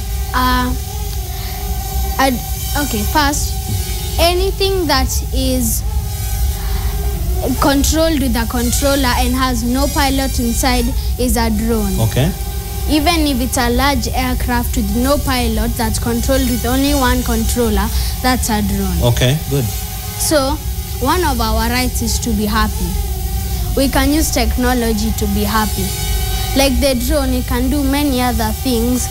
Like it can help with spraying pesticides on a farm, and it can also help with children learning about what a drone is and how to place the parts and stuff. So we have this drone to show kids how to assemble a drone, and also so that kids can have fun with it and drive it and fly it around. Okay, so what other things, are there things that kids can do with these drones, maybe even at home or something? At home, they can just fly it around the house and play with it. These toy drones can't do much, but real drones can help in spraying pesticides on arms. And do you know seed balls? They are a seed covered in charcoal. The drones can drop them in farms. Okay. Then they'll grow. All right. Those are two of the many things drones can do. Okay, that's good information. I can see that Ethan is having fun flying it on and off. I also want to come to you, Lakisha. What is it that you as a young person in your teens consider having fun? I guess dancing, because like, you see, like as a high school student, like most of the, like you cannot live without stress. Like you have to ensure that you excel in your studies and all that. So like, as for me, like dancing brings me happiness. Okay. Okay, and we've seen a lot of people around the times about Gen Z, and some are now saying like Gen Alpha, etc. Do you feel like how you're being brought up is different from how maybe your parents were brought up? Well, I'll not say it's quite different, because first of all, I come from a strict background. Okay. Well, my mother is very strict, so like, and also according to how she also tells me like how they were raised. Yes. They were also raised the same, because my grandparents are also very strict, so no difference. Oh, okay. It's strictness, which you feel it helps you? Yeah, it helps me a lot. Okay. Yeah. Okay. So, Ethan, I want to come back to you just briefly. For you, first, what would you want to become when you grow up? I would like to become a footballer. Oh, really? Why? It calms me down with my stress. It's my go-to and it's my passion. And I'm very good at it and I love it. Oh, really? You have stress? Yeah. How old are you? 10. You're 10 and you have stress. What stresses you, if I may ask? Sleep, school. Yeah. Okay, so you'd like to be a footballer? Yes. What about you, Alex? I like to be an environmentalist. Oh, really? Why? Because I love the environment and I love taking care of it. And when I see people polluting, I just feel bad for Mother Earth. Oh, okay. What about you, Lakisha? Well, I like to be a civil engineer, because like where I come from, like I'll say like my goal is to be the first girl in our family to be a civil engineer, because you know, like the rest of my family members, most of them are teachers, some of them are journalists. In fact, most of them work in the media. So okay. I like to be the first, like the first girl in our family to be a civil engineer. So you don't have interest in media yourself? And I'm not threatening you. No, I have passion for journalism. Okay. That's why even in high school, I joined journalism club, because I know it will help me boost my self-confidence. Yeah. Okay. And because you're keen on journalism, what do you think the media now should do different if they are to make sure that you are going to be our audience and we will make sure that you'll be running to watch NTV, for instance? I think what they should do, they should bring more teens and young children. Like, you know, like us kids, like we don't watch news. So like when they bring like kids and teens on this show, like it will make us like to be like, it will bring the interest to even watch the news. So you feel that today that we had you guys here, Yeah. more young people are watching? I guess, probably. Probably, yeah. Good. And my last question across, you see the theme of this year's World Children's Day is listen to the future. Basically listening to you guys who are the future, much as you are our present. What is the kind of Kenya that you would want to see? I'll begin with Ethan. A sustainable Kenya. What does that mean? A Kenya with a great economy and great leadership. Okay. So what do you feel would mean for a great economy? First, we need to improve no poverty. We need to improve by following the SDGs. Okay. And speaking of SDGs, before I come to Alex, tell us what this is about. This countdown. Alex, you could explain to us what this is about? The climate clock was made by scientists when they realized that the earth was getting too polluted. They made this so that people can realize and they can act in time before Vision 2030. Okay, so this is counting down to Vision 2030. Okay, so we have 4 years, 243 days, 20 hours, 53 minutes, and 27 seconds going down. Okay, Alex, what would you like to become in life? Oh, sorry, I'd asked you that. Sorry, I meant to ask, what's the kind of Kenya you would like to see? With a good running government. What does that mean? With a government that knows when to act, when to know what to do, and to be serious with their work. Okay, and when you say serious with their work, what maybe you could just expound briefly for us. When I say serious with their work, I mean they don't just start something, then they just leave it unfinished for a couple of days or weeks. Okay, so they actually see it to the end. Nakisha, what's the kind of Kenya you'd like to see? I like to see Kenya being a peaceful country because, you see, like when there is peace in a country, this promotes international togetherness. Yes. Without peace in a country, you see, there is now corruption, there is theft, but when there is peace in a country, there is unity. Yeah. So unity is a big thing for you. Yeah. So again, I know I'd said the last question, but I don't want to be a politician to keep going. And feel free to pass and say, let me not answer that, okay? Tomorrow, the president is meant to be having a State of the Nation address, basically where he's meant to be saying the things, painting a picture of how the country is, okay? All across, from the economy to the environment to, you know, how we live, education, because you guys are in school, climate change, as you guys have mentioned. What are some of the things you hope he's going to talk about? I'll begin with the lady. Well, I think one thing he should talk about how he's going to bring unity in this country. You know, like, I feel like in this country, like there's no stable unity in this country. Yeah. What makes you feel that way? I don't think I can even explain it. Okay. So you just hope he speaks about how to make the country more peaceful. Yeah. Okay. Alex, what do you hope the president is going to address tomorrow?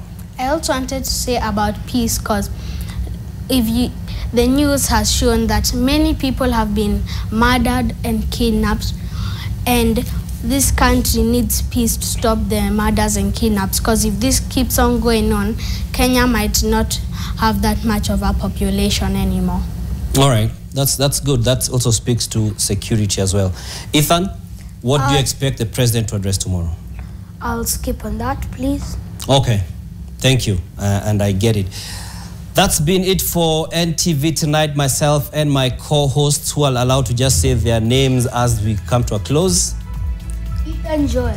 Ethan Joel. Alexander Mshemi. Lakisha Mudibu. And Dan Mwangi, alongside Flora Atieno, who's been on the sign language interpretation. Thanks for joining us on this World Children's Day and our special coverage where we have been in the Children's Corner. Have yourselves a great night, and remember, children's views matter. Good night.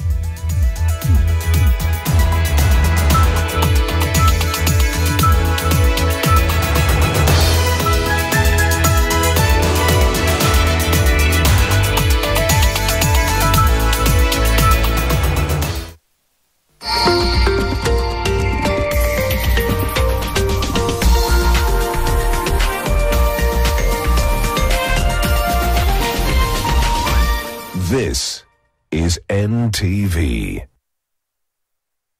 Quality education is a fundamental element when it comes to your child's future, and private schools are stepping up, making a significant impact in delivering excellence. Are you a parent or guardian looking for the best school for your child, whether in the international or Kenyan curriculum? Join us on November 29th and 30th at Sarit Expo Center for the 3rd edition of the Private Schools Expo and Conference.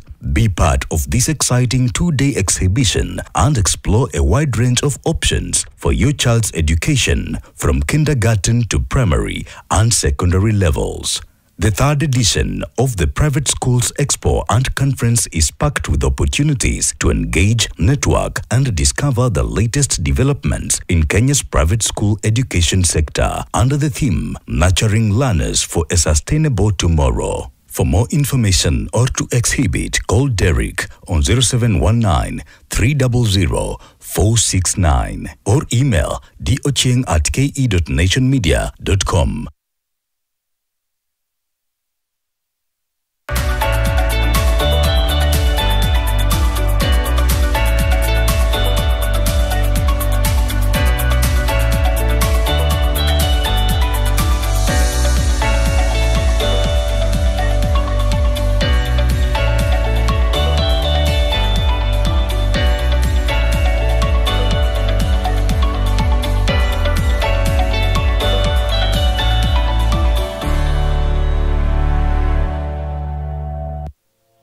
Do not miss Food, Packaging and Hospitality Expo 2024.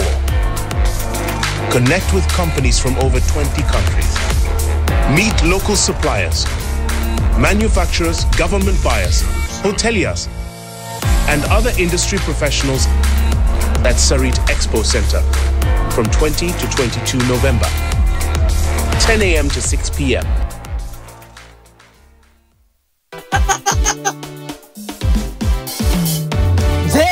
Ungependa kuwa mshindi na Lucky Box?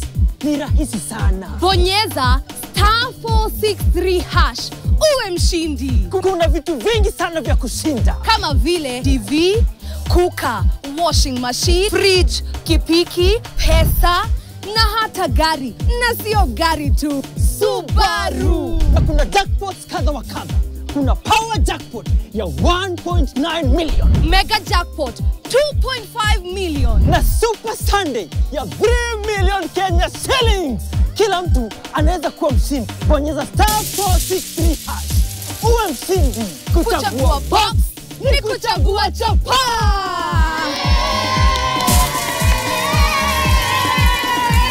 Kumbuka, kila unapocheza Lucky Box unasaidia watoto kusoma.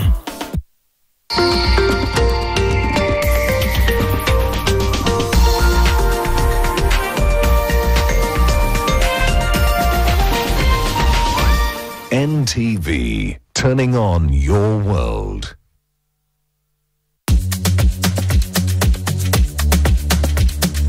Basi hayawi huwa na ndo sisi Shujaa TV tumeingia Malindi. For the very first time manze tumeka Mombasani. Exactly, manze mimi ni hostoko hapa kama Dawa Sanchez male. Ni bad girl hivyo. Na vile si usema, kama unatu watch for the very first time mimi Shujaa TV. Tulikuambia Shujaa TV ni mbogi yako tuweka champi. Tunakupeleka na rada mambo ya biz, talent, relationships, hizo vako zote tuko hapa juu yako bosi. Kabisa na make sure mingia pale kwa WhatsApp yetu 0718921170. Watu Mombasani, tutumeni message sai. Na wale wakatululu 20308 na wagatulipishi. Exactly. Na kama unatu kutoka mtaa, make sure to follow on all social media platforms, Facebook, Instagram, TikTok @Shujaz Kenya. Na pale YouTube subscribe manze, subscribe hapo hivyo ndani manze, ukip up na zile my episodes umemiss. Alafu pia kuna issue yetu inaitwa Struck. Ati tuko Struck kila blog, tuko Struck kila blog. Lakini before wapeleke Struck, acha niwaambie majamaa tulishawa plug, tulikuwa tumetenga hii comic books ndio.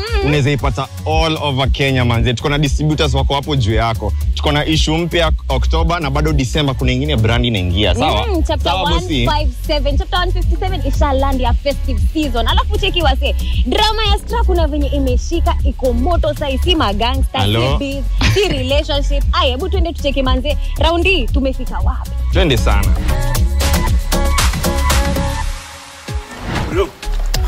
Bro. Bana, ni nini unaniacha hivyo? Na unajua nilikaa mimi mtando tu bond na wewe. Kubonda chebi pia ilikuwa plani yako ya kubond na mimi? Sasa kwa nini ndasema sorry mara ngapi? Mimi ode madana niwekelea. Ulimwekelea hukumwekelea? Sasa mbona mnashinda mkinsisi nilimpea kitu? Juni wewe umekuwa na yeye all that time. As it looks wendo kario hiyo gonorrhea. Ati sasa na sina symptoms. Symptoms uvari. You react at different times. Sasa tunaweza sema wewe ni ticking time bomb. Utalipuka any time. Na baada uende hosi uangaliwe uko tu hapa. Lakini brother yako mdogo hakuna kitu najua.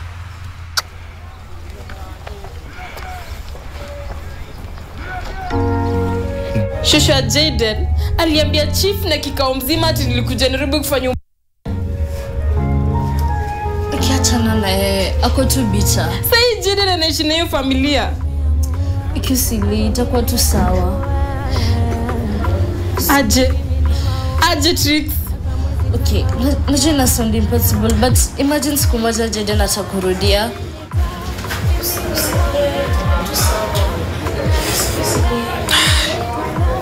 Achi. Wewe ni fighter na najua utapata Jaden amerudi. Mimi ni fighter. Na siwezi kubali wachukue Jaden nikiona. Nitafanya research ya Children's Court na nitapeleka wao sio kotini. Akiwa leo watajua wajui. Achi. Mimi sikuwa na maanisha anything kuhusu kwenda kotini. Yaani Makena dakika 10 za razi zinaweza nifikisha hapa. Dakika 10. Zilikuwa dakika 10 kweli? Na vile wanjoi anakunyonga ka drink. Mimi nampatia 1 or 2 minutes tops, give or take. Max. Yani Makena mimi na go through hell and all you can think about ni jokes. Sina ubaya sis. Yani Makena, siku moja ya pleasure inaweza niko Stevie, Alvina nitaanza kuwaste masaa zangu za busy nikienda clinic. Man. Next time Chibi, utala not to trust au majamaa wanakawa safi ama wako na lugha ya kutanyoka pangoni. Ati next time Makena, mimi kitu nimekafunga, nijikute tena, nijikute. Singori. Ukitumia protection na ukitumia matembe. And of course, ukiwa na the right person. Utaenjoy. Yeah, right. Mio chapter nishakafunga. Never again. Wale never again. Bana jadi. Wale. Bana. Ainad.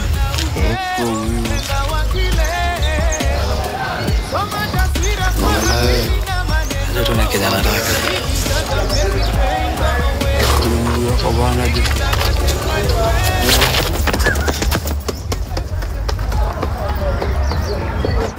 Alafu nitapata je mtoi wangu? Chief ashapatia hiyo familia mtoi wangu. Ona mimi nakuelewa. Lakini ukianza story ya kwenda kutini itatumia domob. tutaomba loan ile tulikuwa tuombe Jonte. Achi, you are so clear na ukani convince. Sahi hatuhitaji any money ku expand hii place. Mimi nisha change mind. Si unakumbuka pia tulisoma kwa Shujaz ati ukichukua loan kani ya biz usitumie na personal issues. Kama ni biz, pesa yote upeleke kwa biz. Sasa mimi nitafanya basi the only solution yenye imebaki ni niende kwa baba Jaden na nioe. Nijihumble tu alafu tule Jaden pamoja. Me I'm going to do anything for Jaden. Ni sawa. Na hata kotini wataona you can do anything for Jaden and how much you love him. Lakini hii kitabu lazima tutengeneze hizo records. Lazima. Unaona hizo stories zote unaambiwa tulikuja Nairobi kuzurura. Hiyo kitabu it's the only thing inaweza nyamazisha hao watu wote na i-convince wase at you can take care of Jaden. Sasa tunafaa kufocus na ku-enlarge profits zetu kwa hii business. Si unakumbuka ile story ya kuchange supplier wa shampoo? Tunaweza anza na hiyo. Achi cheki. Achi.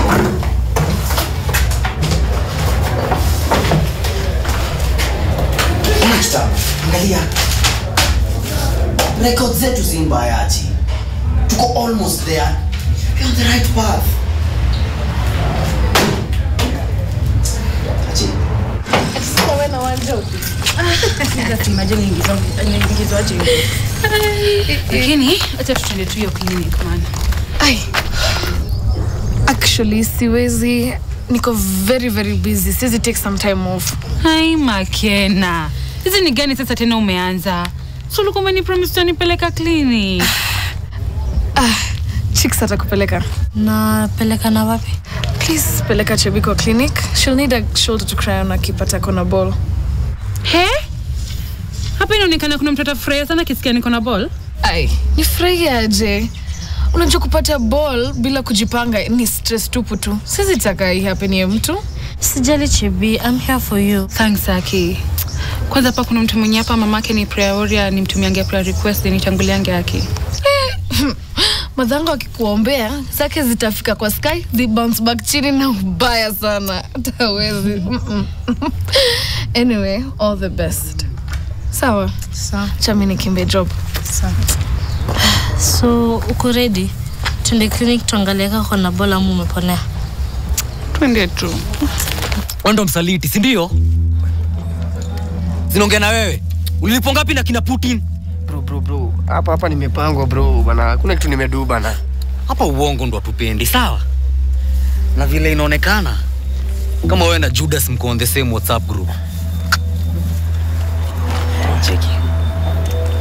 Nataka tu kujua ulikulipa masilva ngapi? Ni bana. Si Putin.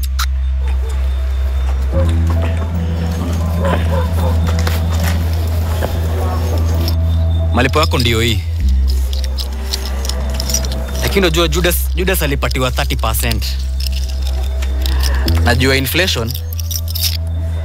Mimi nataka nikupatie 60. Double of that. Julia mwa choose the wrong side of the war. Umenisikia? Na mimi niko na mission. Hakuna mwenye ataka stand in the way of me reunite na mtoi wangu. Kosio. Manze Mbogi true, tunaambianga mcheze mafutani. Cheki sasa kuna kaswende na alafu amepewa na demi yake. Lakini unajua Mika kuna mtu nimeona anapitia the test of time. Lazima ikuwe achi manze. Kulose custody ya mtu. Hii mara ngori za biz. Ni tusiongee mengi. Sasa tuone tusikie straka yetu na react aje na hii mambo. Nayo.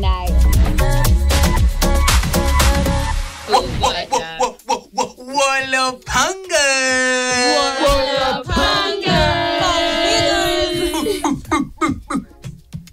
Mission. Bro, tulisema don't overdo. Walk out the door. Save your energy.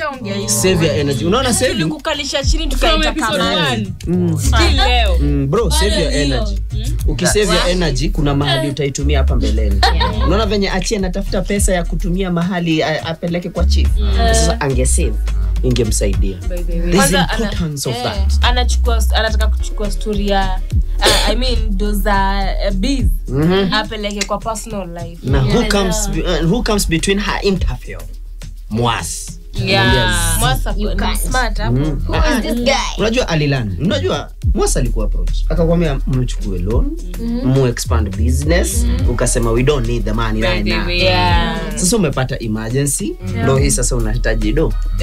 Na mwezi chukua loan for emergencies that you're not sure zita return do. Mimi na feel poa cause achia kwa mzee anaweza mleta to the right cause unaona hizo mashida zimemwandama like zimemfikisha kwa kona mpaka kwa like hata ujifikiria sasa nitadu ama tuombe tu ile loan nichukue like ame concentrate sana na personal na kupata mtoi mpaka amesahau hata nikiomba hido business ndio itaenda chini itakuwa ina defer loan na bado isimamie salon yenyewe.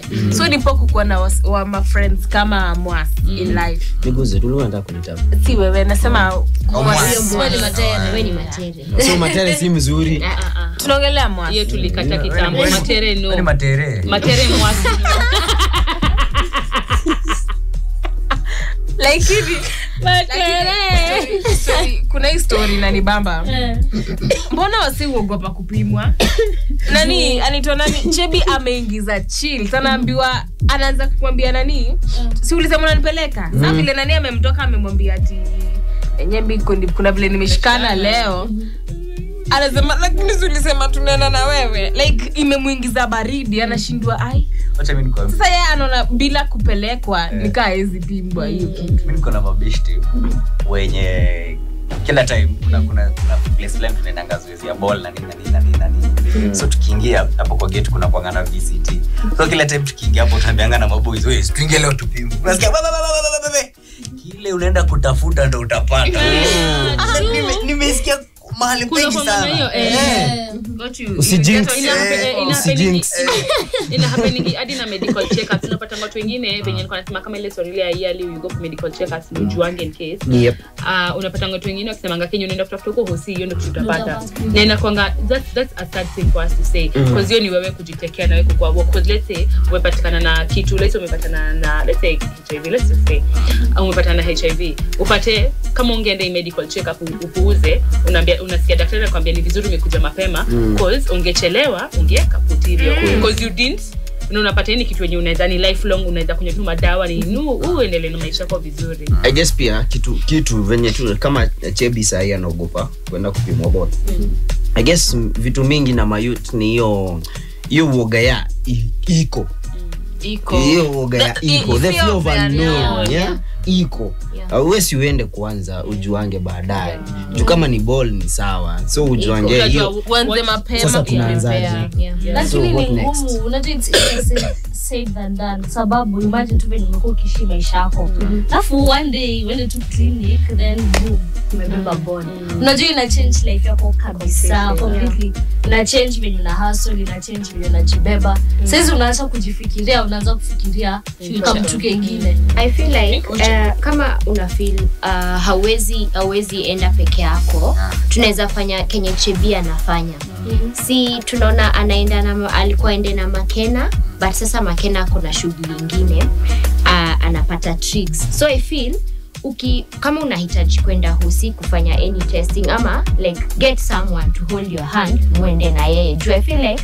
mkiwa tunasemanga problem shared inakwanga half solved as in utaweza kukonka hizo fears zako ukiwa na mtu ndio in case uende hosi upate maybe tuseme ulikuwa unapima maybe HIV it comes out positive ama tuseme tu ni mimba when like nikishare na tuseme kama Letitia ataweza kunipatia like a solution or a way forward other than kwenda peke yangu juu nikienda peke yangu ujue for one nimepata ni positive sasa niko hapo I think like my life has come to an end so always get a friend ukisikia hawezi kabisa tafuta mtu muende na yeye it's advisable but it's not ya kujua mapema sa vitu zingine especially when it comes to kama achana na ball okay for ball ukijua mapema kuna vitu unajiplan ukikuja ni HIV wanasemanga the more ukijua late kuna vile effects za kujua late na kwanga mosa than ukijua mapema so watu tu wasiogope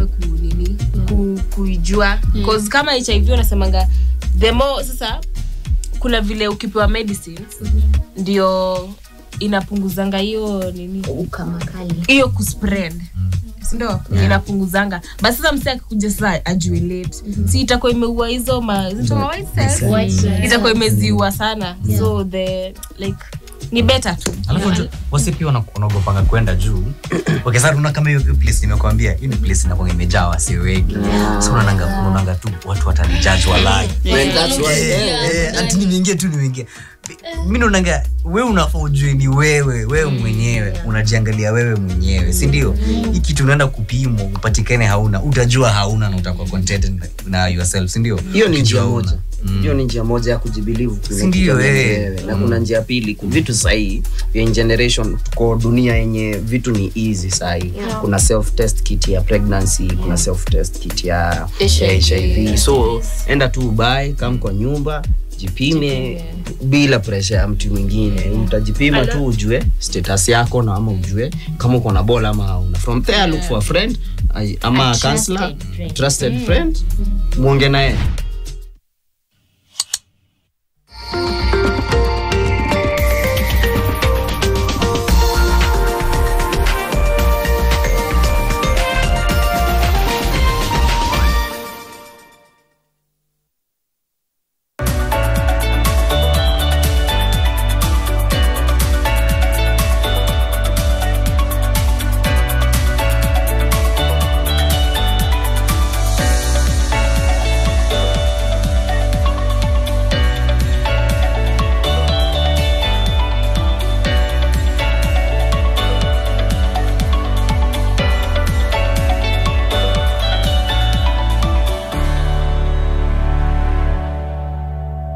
Taarifa teke na e-paper. Stay in the know on the go. Getting the full story bila ngori. To sign up, choose your preferred subscription. Use the promo code SUBZ22 to get 20% off and pay. Get your favorite newspaper and enjoy the truth anywhere, anytime. For inquiries, email epaper@ke.nationmedia.com or call 0790 111 111. Subscribe today and get your taarifa teke.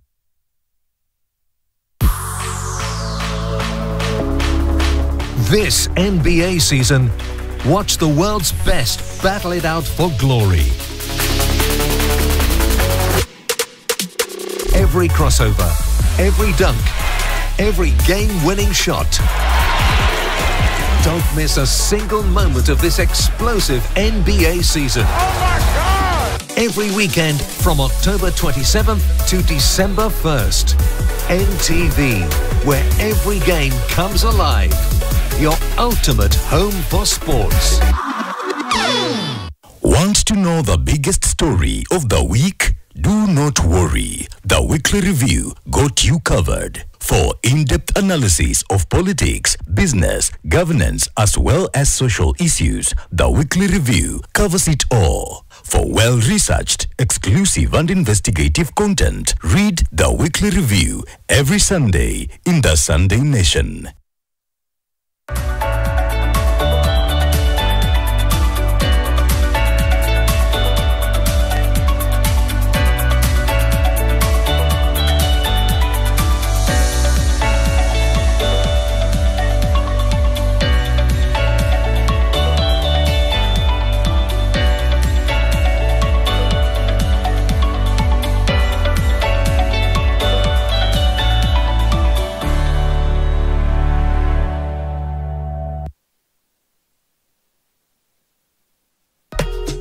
Au Mbogi tu bado tuko ndani ya Malindi kwenye mandhari safi as you can see, lakini kama kuna kitu lazima nita-insist.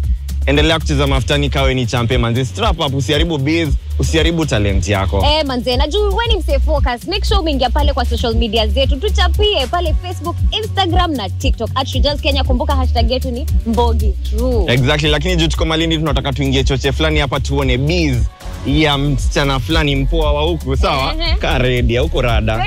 Twende sana.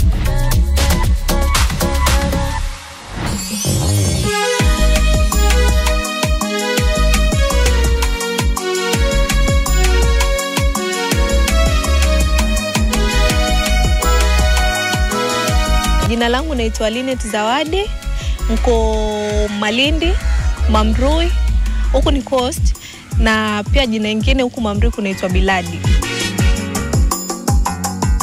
biashara yangu kuna nazi. Sometimes yes, sometimes no. Yani kumaanisha kuwa mara nyingine unaweza kupata vizuri tu na mara nyingine unaweza ukakosa, sababu si wote wenye hiyo siku atakuwa anatumia nazi.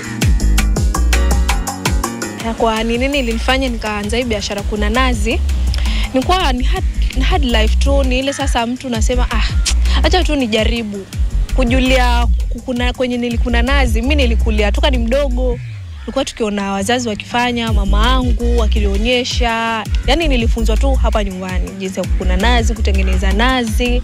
Yes, hivyo hakuna mtu alinifunza, ni ile tu kuona mamangu akifanya na mimi sasa nikaingia hapo nikafanya. Kukuna nazi by then ni very funny. Yeah, so napenda tu kuna nazi mtu aki-appreciate, nasikia raha. Yeye akini-appreciate, mimi pia nasikia raha. Akisema umenikunia vizuri, nasikia raha. Umeuliza kwa nini machaliwa hawakuni nazi? Unajua inategemea na sijui niseme ni mila ama ni nini. Sana sana huwezi enda ukaona eti mwanaume anakuna nazi utaona ni kama anadharauliwa. Kama ambao huyu naye amekaliwa chapati, yani hiyo msemo yani wanauchukua ni kama yani mpaka huko wake pia anakunishwa nazi, sijui yani hiyo wanachukulia ni kama iko very personal. Wasichana wengi wenye wanajishughulisha sana sana ni uchoraji wa maua, piko, hina ama upambaji kuliko ya kukuna nazi. Though maybe ajifanyie mwenyewe kwake ama kwao, kama vile mimi nifanye tu hapa kwa nyumba nini, yes, kama hivyo.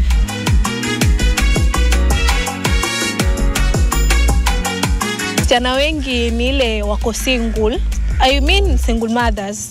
Kama kwa mtaa wetu ama huku kwetu wengi ni single mothers.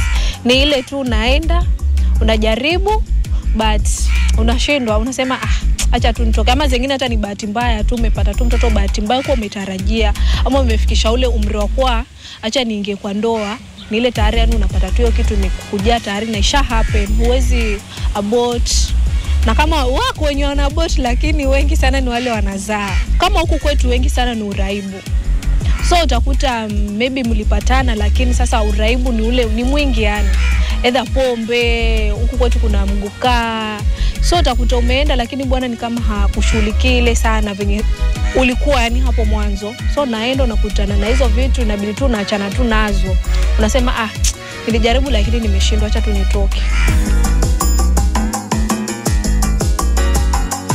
Wengi wenye wanalea watoto kivyoni hustle tu. Mtu ni hustle tu ndogo ndogo, aende kama venye nimekuambia mwanzo, kwa wengi ni wenye wanachora.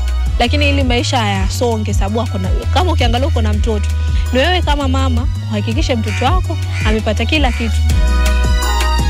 Kwa hii biashara yani si wote wenye wanakuchukulia poa yani. Wengine ni ile sasa ni dharau nini ya kwa msichana mrembo, lakini sasa lila anagongea watu manyumba akienda kikuna nazi. Lakini sasa kwa sababu una kitu kwa nyumba unajua ni nini unafanya. Kama mimi niko na mtoto, so yani sichukulia wale maneno ya watu kama na yani nile unasema unapotezea, sababu unajua unafanya nini. Sababu at the end of the day mtoto atataka chakula, mtoto atataka school fees na nalipa rent. So ni mimi mwenyewe sitachukulia zile negativity za watu watanambia nini yani ni ile ta unakuwa tu kama cheese yani ujali. Yes, hivyo.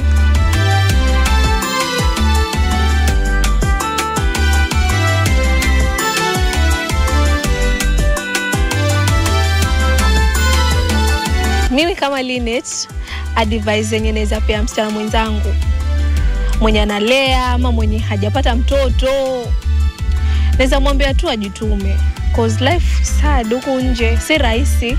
Na kama uko na mtoto sana sana wewe ndo anakutegemea kama mama, hasa single mothers, sana sana mtoto anakutegemea. So ni yani ujitume na ujiamini wewe kama wewe.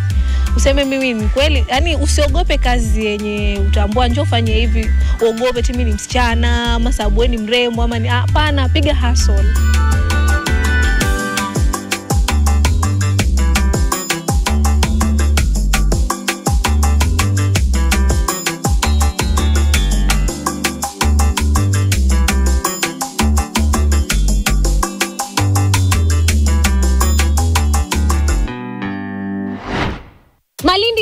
tuna produce wase wa nguvu. Cheki venye Lineta anajituma door to door. Excess manze. Lineta anatuambia kuna the highs and lows of biz. Kuna day utakuwa na customer na kuna day nyingine wanaweza shuka, lakini hiyo ni kawaida ya biz, sawa?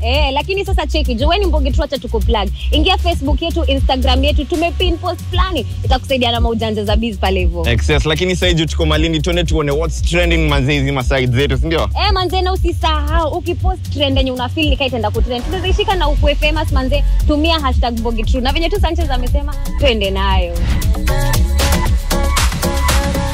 Perera, kawange dhaka. Mapangale. Mapangale.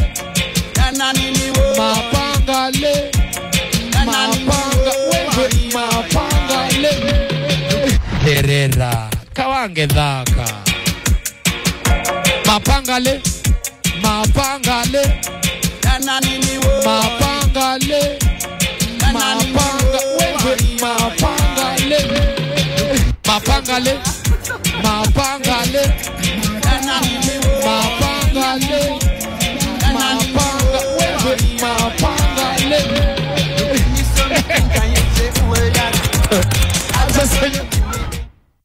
Manze, Mbogi True, cheki venye wase wana trend hapa hivi video. Na tuliwaambia kila time make sure umetumia #Mbogi True ndio tuone video yako manze. Manze, kama make sure una follow Facebook, Instagram, TikTok @Jazz_Kenya. Na this time manze pale social media umekuwa na swali moja hatari hapa wanauliza.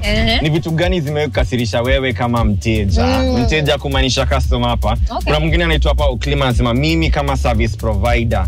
Huyo hata si customer, huyu ni service provider anasema rude customers inabidi tu mwaserve but inakasirisha. Manze, wanasemanga customer is always right. Hata kama customer is always right, jua tu hii universe operates na love. If you show love you also receive the same love, sawa? Alafu hapa kuna mwingine anaitwa Star anasema madharau sana Gen Z. Huyo si ameguza milima. Gen Z ananga madharau wewe. Huyo ameguza milima. Wewe si Gen Z. Wewe si Gen Z. Anasema unamuongelesha na ameka earphones kwa masikio. Hata anaangalia kando na akupei attention. Okay, guys. Alafu kuna mwingine hapa anaitwa Itotia Karanja anasema yake tunamkasirisha ni place iko crowded na wase wamepiga set. Yazin anaingia kwa business apata watu wamengezia tu, wametulia hapo wana shughuli. Wase wenye wana form manze wanapiga tu ma stories ajabu. Manze, lakini kama vile tunakwambianga enda pale Instagram na Facebook kuna pinned post hapo ya ujanja za biz. Pitia hiyo mambo, usikasirishe makastoma wako bosi. Manze, na cheki manze Mbogi True, Maria Kima ameuliza swali moja very important. Ameuliza, wewe umefika pharmacy, umepata waseni wengi na unataka kununua protection cause wewe uteza mafutani, si ndio?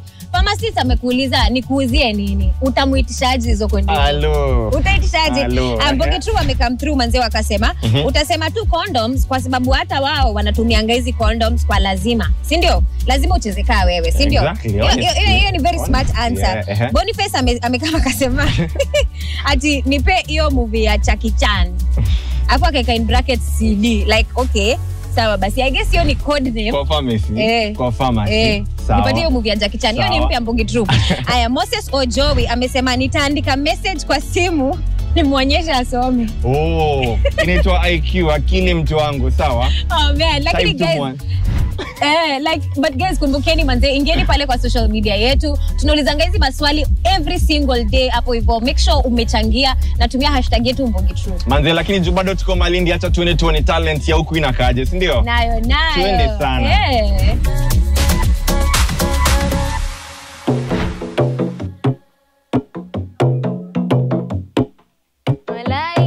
Kwa majina naitwa Aisha Taruma Mwatela na tuko mtaa wa Thalathameli Bomani kwa mzee Mwatela. Kijana mwenzio nimeshinda talanta yangu mimi kupiga ngoma usogora yani. Mimi nacheza ngoma 4 za sengenya, lakini pia si sengenya peke yake. Aina tofauti za ngoma, kama kuna mshago, kuna hiyo sengenya yenyewe. Kijana mwenzio. Ngoma mwanzo ni passion yangu na nilicheza tangu ni mdogo. Tangu primary pia nimepiga sana ngoma. Mimi nikicheza ngoma nasikia vizuri sana.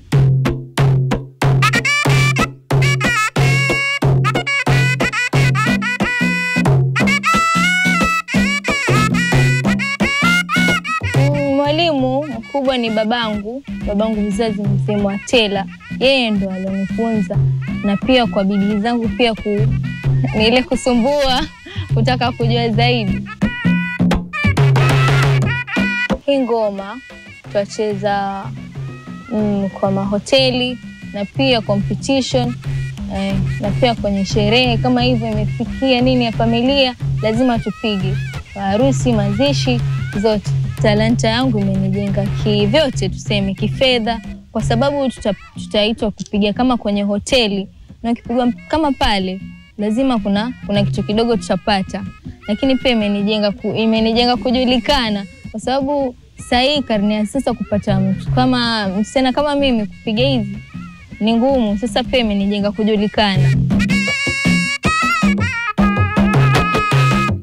Wasichana si wengi wanaocheza hii, kwa sababu kuna ile msichana, labda kuna ile watu nje wataanza kumsema hizo vitu ni za zamani, ni za wazee. Sasa ni ngumu, hiyo ni challenge kwa wasichana. Lakini mimi ni passion yangu, kwa sababu tangu mdogo mimi nimelelewa kwenye ngoma.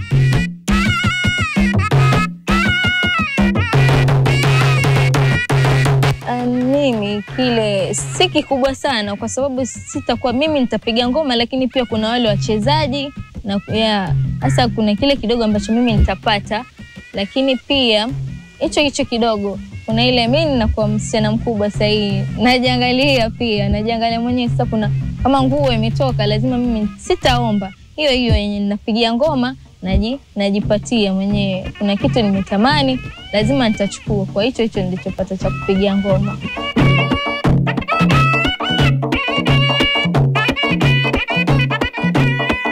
Mimi sijaolewa, lakini kudate hiyo ni kawaida, lakini pia ina challenge yake, kwa sababu mtu yule atakuwa labda huko marafiki zake. Unajua mitandao ni mingi sasa. Kuna ile nimepiga, nimeonekana pengine TikTok kama wapi, naomba basi nimemwona mtu fulani yafanya hivi. Sasa kuna ile challenge, kuna mwenye hapendi, lakini mimi nimependa. Kwa hiyo hii maneno ya dating pia ni changamoto, si kwangu tu, kwao pia. Mostly kama vile ninaelezea, kwa pengine wewe utakuwa umetaka kufanya kitu fulani, lakini yeye hataki kufanya kitu fulani.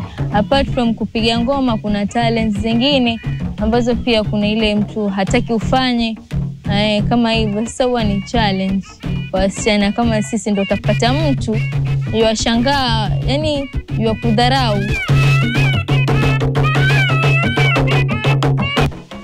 Mimi dream yangu kubwa, yani nataka kuwa yule sogora mkubwa, yani wa kike. Ni yule sogora mkubwa wa kike, ambao pia ni kitu kikubwa, mostly kama mwanamke kufanya kitu fulani, hiyo ni kitu kikubwa sana. Na mimi nikifanya hapa, hata nje nitajulikana, nchi nzima watanijua kwa mimi nani nafanya nini.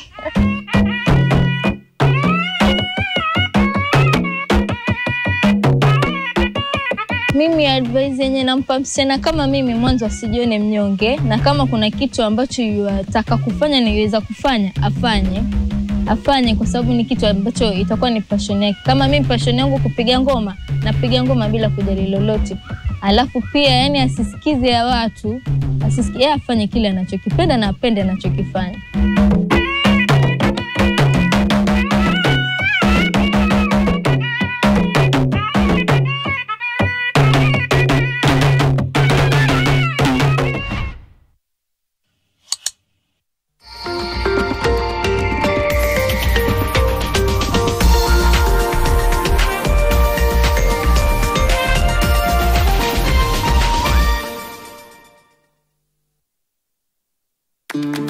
I'll have the usual on the rocks, double. I'll have whatever he's having. Real, recognize real. No added sugar, no preservatives. 100% real fruit.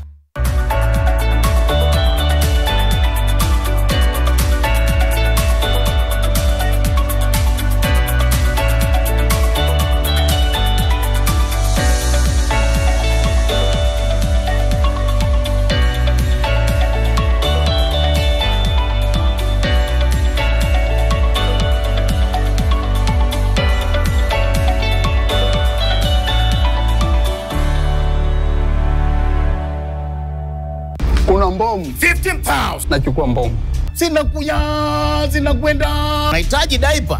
Tumeumana. 39. 40,000 shillings. Namba 3. King Kong Kang. Bana kuka. 50,000 Kenya shillings.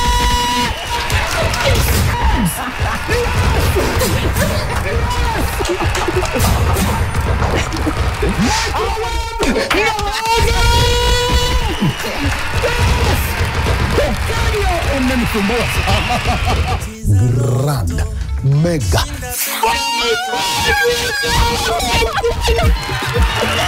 Quality education is a fundamental element when it comes to your child's future, and private schools are stepping up, making a significant impact in delivering excellence. Are you a parent or guardian looking for the best school for your child, whether in the international or Kenyan curriculum? Join us on November 29th and 30th at Sarit Expo Center for the 3rd edition of the Private Schools Expo and Conference. Be part of this exciting 2-day exhibition and explore a wide range of options for your child's education from kindergarten to primary and secondary levels. The 3rd edition of the Private Schools Expo and Conference is packed with opportunities to engage, network, and discover the latest developments in Kenya's private school education sector under the theme Nurturing Learners for a Sustainable Tomorrow. For more information or to exhibit, call Derek on 0719 300 469 or email docheng@ke.nationmedia.com. I used to live in this house, Pasiflora. And the girl with the little pearl, she was my daughter. Do you really think that he was murdered? There was some evidence that proves that he was, but I just couldn't think of anyone who could do something like this. Oh my goodness. Is it you? You are the one. You are the one, in association with Nivea Nourishing Cocoa Body Lotion. Show off your best skin with Nivea Nourishing Cocoa Body Lotion with 5-in-1 complete care. The deeply nourishing formula prevents your skin from drying with precious cocoa butter and deep moisture for smooth and healthy looking skin.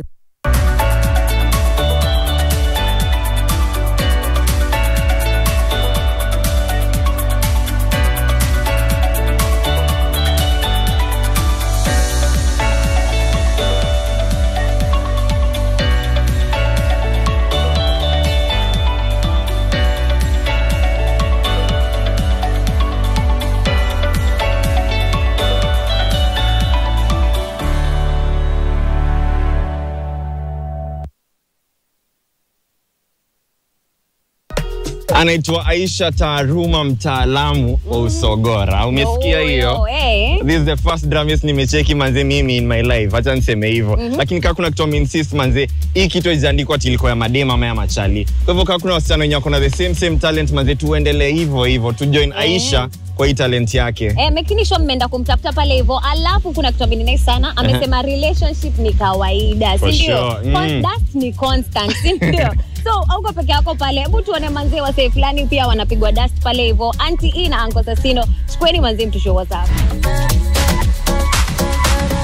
Rada Mbogi True tumewahata sana na tuko kwa hii section yetu ya funguka roho. Asante sana Sanchez na Iviona. Mimi naitwa Auntie E. Na mimi naitwa Sasino. Na tuko hapa kuchapia na nyinyi about zile maswali mnatuuliza, maswali za life, maswali za relationships. Sasino, niko na swali kwako. Niko na swali. So, hey Shujaz, niko na mtoi na ako a year old now. Kuna huyu boys beste yangu since nikiwa form 2, we were so close back then. So ile time tulimove in na mpoa wangu, tukakaa 2 years kama hatujaongea. Then I called him. Sikumshow time nilipata ball cause mpoa wa mi aliruka. Now he's been avoiding me. Nikicall, hapik. Akipick ana pretend kuwa busy, na nikimuuliza anasema we cool, So should I let him be au? Sasa hii situation kuna reasons mingi sana. Huyu boy anaweza kuwa hataki story zako. Na hatuwezi ataanza kuzitaja. Zinaweza kuwa mingi sana. Lakini nataka kufocus na wewe Mresh. Sasa ulikuwa na ubeshti na ukamwacha for 2 years juu ulikuwa na relationship. Na pia reasons za hiyo kumwacha for 2 years ama kukosa kuchapiana naye for 2 years. Hizo pia ni reasons mob sana. Lakini hiyo ni choice ulimake.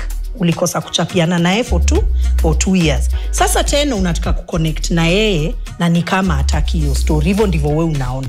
Inaweza kuwa genuinely umse ako busy. Inaweza kuwa maisha yake pia imechange na sasa maybe hayuko in a place mali anaona hii friendship yenu inaweza endelea.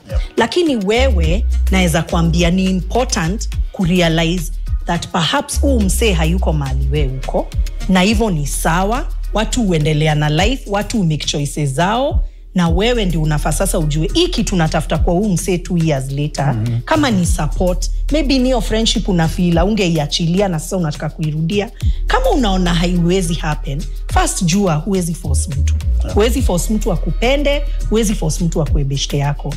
This is the time unafaa kujitaka mkutano useme maybe huu boy yuko mali niko, wacha tu niachane naye. Kama atajisikia come around one day tujaribu hii beshte ni sawa. But kama haita work pia ni sawa. Ako na right ya kudecide kile anataka na life yake. Yeah, kabisa. And I think friendships zinakuwa na complications, lakini ni important kuweza kuzidefine. Ujue tu hii relationship ni type gani na hii relationship ni type gani. Whatever muta decide about your relationship, jua that it is a decision yenye wawili mna make. Na hiyo itakuwa sawa. Na pia the fact that una feel ni hataki kuchapiana nawe inaweza kushow ni decision already yeye amemake. So wewe sasa ndio unafaa decide, okay, on my part nitadu nini. Na mimi vile naweza kuadvise roho safi, iache tu uone tu vile itaenda, but usishikilie sana. Unaweza shikilia kitu ikuumize. Kabisa. Kabisa. Nikusomee. Uko na swali hapo yangu, lakini wewe hebu jaribu. Acha nikusomee ndio uanze kujitayarisha. Juu ni nzito. Yes. Kuna huyu bibi ya landlord ananitaka. Mimi naishi kwa plot ya bwana yake. Huyu bibi yake huwa anaambia bwana yake nimelipa rent already, nimemlipa yani. Sasa amedanganya for 8 months nimelipa rent, yet sijawahi mlipa. After that squeeze anataka ni have na yeye, but mimi nakataa. So ameanza kunitishia nimlipe rent ya hiyo 8 months au nilale na yeye. Please advise. When the deal is too good, think twice. But wacha nianze kwanza by kusema pole kwa situation yenye huko. Na understand lazima ikue ngumu na kumake decision kama hii si rahisi. So asante sana kwa kukama out na kuweza kutuuliza hii swali. As tuna vile tumesema, when the deal is too good, think twice. That unaweza angalia na uone hii kitu inaenda wapi. But hatuwezi jua ni nini ilikuleta mpaka hii situation. Hatuwezi jua kwa nini uli make your decision ya kukaa kwa hiyo hao bila kupay rent. Lakini saa hii makosa ishafanyika. Sasa ni kusonga mbele na kuangalia ni nini unaweza fanya kwa hii situation. Ya kwanza, quickest and best advice ni kuweza tu kuji-explain na useme this hii ni kitu yenye siwezi fanya. Ya pili ni kuweza kujitoa from this situation. Uweze kusema tu either unahama ama unaangalia place nyingine yenye unaweza simama mahali hakuna mtu tena ataweza kukuweka into that situation. But kukuambia pia hii si natural. The fact that mtu amekungojesha for 8 years na 8 months alafu akakufikisha mahali sasa ana make lazima ufanye ama usifanye si right. Uko na right ya kuweza report ama uweze tu kujiondoa tu pole pole so that hii kitu isiendelee kukufinya. And you will have to make a hard decision. The decision wewe lazima umake, but lazima umake a very hard decision. Ukiamua kwenda venye yeye anataka, ujue pia hiyo pia ni decision unaweza make. Lakini uhakikishe that whatever happens, make sure unacheza safe. Make sure utatumia kodiko vile tunashindaga tumesema na uweze kucheza mafutani na uhakikishe that si kitu tena utarudi kujiingiza aende kukuuliza tena for the same thing. But please not, it is not right what is being done to you. Jitoe kwa hiyo situation so that you can continue to live a good life. Juu situations kama hizi zinaweza kuwa risky sana in the long run. Naweza umiza watu vibaya. So yes. And not only yeye peke yake, including wale watu wako involved kama hazia huyo landlady. So just be careful. If you can, tafadhali jitoe from that situation so that it doesn't get worse. Mi appreciate majibu zako sana Nkosa Sino. Asante sana. Na encourage Mbogi True ko nje waendelee kutuchapia. Tuko na platforms 2 ambazo you can reach to us. Ya kwanza ni WhatsApp na namba yetu ni 0718921170. Na pengine hauna bundles ama uko na kasimu ambako sika smartphone ama hauna credo, kuna free SMS platform. Yetu ni 20308 only for you Mbogi True. Hizi ziko hapa, tuchapieni day and night. Tutajibu na tutachapia nani. Na isi uongezee pia #MbogiTrue wherever watakuwa wanatuma hizo messages. Na please ukituma message yako piga hapo #MbogiTrue. Hiyo ndio kazi tunafanyanga hapa. Tunaongeanga real life issues, tunachapia na real stuff na tunasaidiana. Itatubamba mbaya sana. So over to you Sanchez Iviona, tunafurahi sana kukuwa na nyinyi. Thank you. Wagwan Mbogi True, welcome back to Shujaz TV. Bado tuko ndani ya Malindi as you can see. Shukran sana Auntie Ina, Uncle Sasino. Inaitwa Matters of the Heart. Tulikuambia kwa kuna vitu zinakusumbua matelemundo nini to text manze, tuko hapa juu yako. Usiwahi umia peke yako, ingia pale kwa WhatsApp yetu 0718921170 na wale wakatululu 20308 na ni free of charge because we got you man. Sasa tunataka tuzurure na hii mic hapa Malindi manze, tusikie watu wakibiga kwa watu wao, si ndio? Manze, na mimi nataka tu nianze shout out to wase wote wa Mombasani, Malindi, Coast yote manze. Mnatuitanga tu wa bara. Basi shout out. Watu wa bara ni sisi. Si ndio? Sisi wa bara. Twende sana mic kwa sisi watu wangu.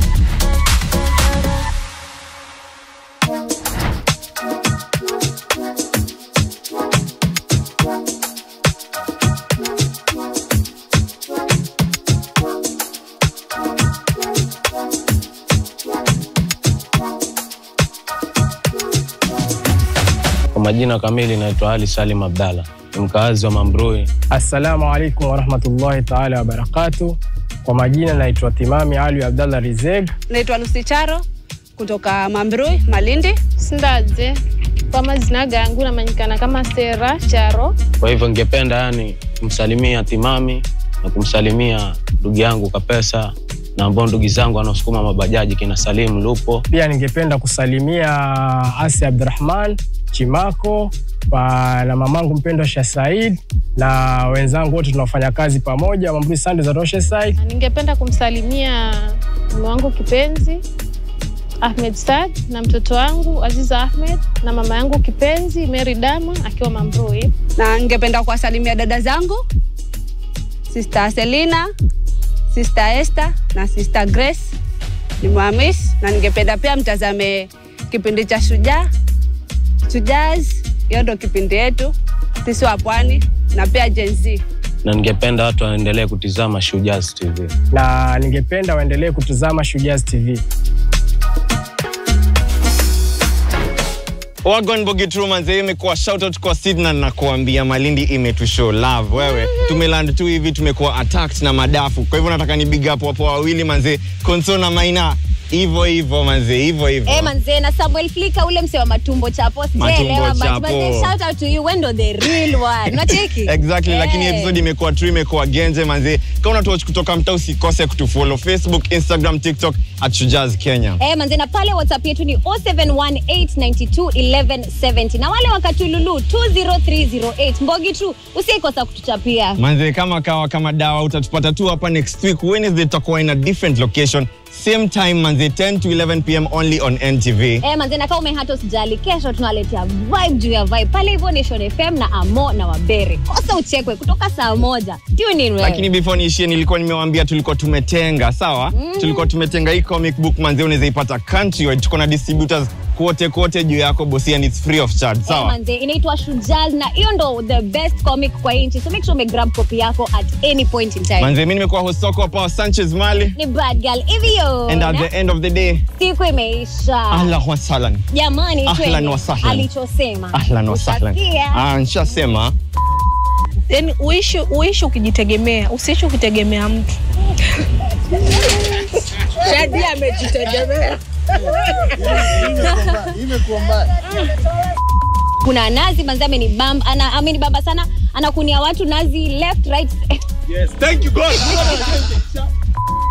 Waendelee kutazama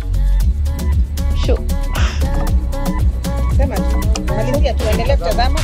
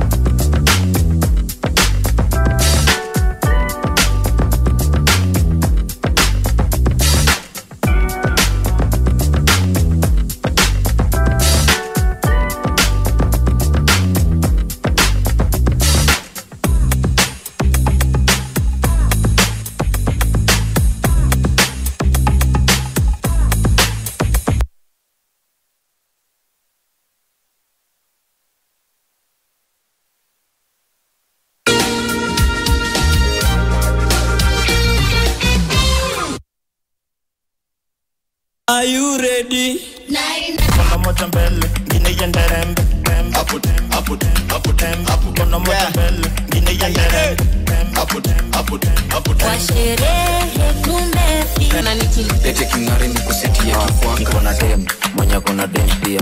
Masa flani ekifika na wachangamkia. After scene kabaridi sezi nkatulia. Tunakubali. Gateka.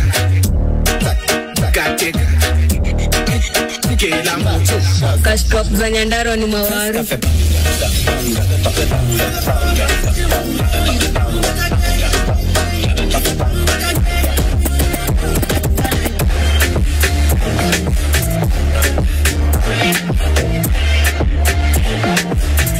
Only on NTV.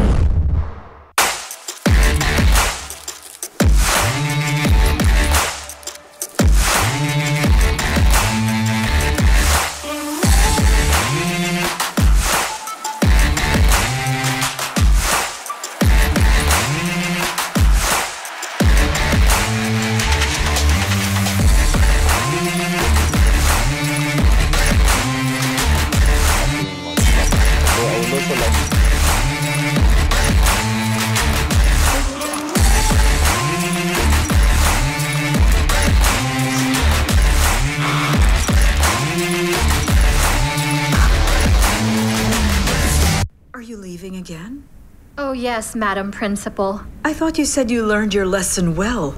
Kelly, you should face your problems. You shouldn't run from them. You continue to embarrass me? And you talked about rebuilding my life. To hell with all of you! Kelly, don't make it any harder on Mom. You're actually happy to see that I'm leaving. Kelly, please. Where did you come from? Hamlet.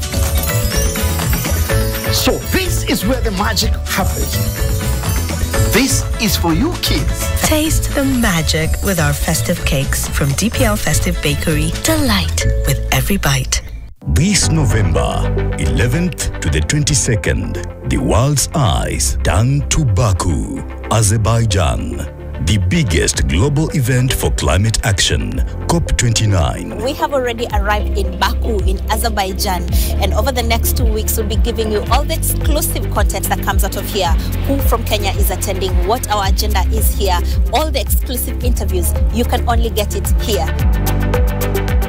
NTV is your front row seat to this United Nations Climate Conference. Keep it locked on NTV and all other nation media platforms.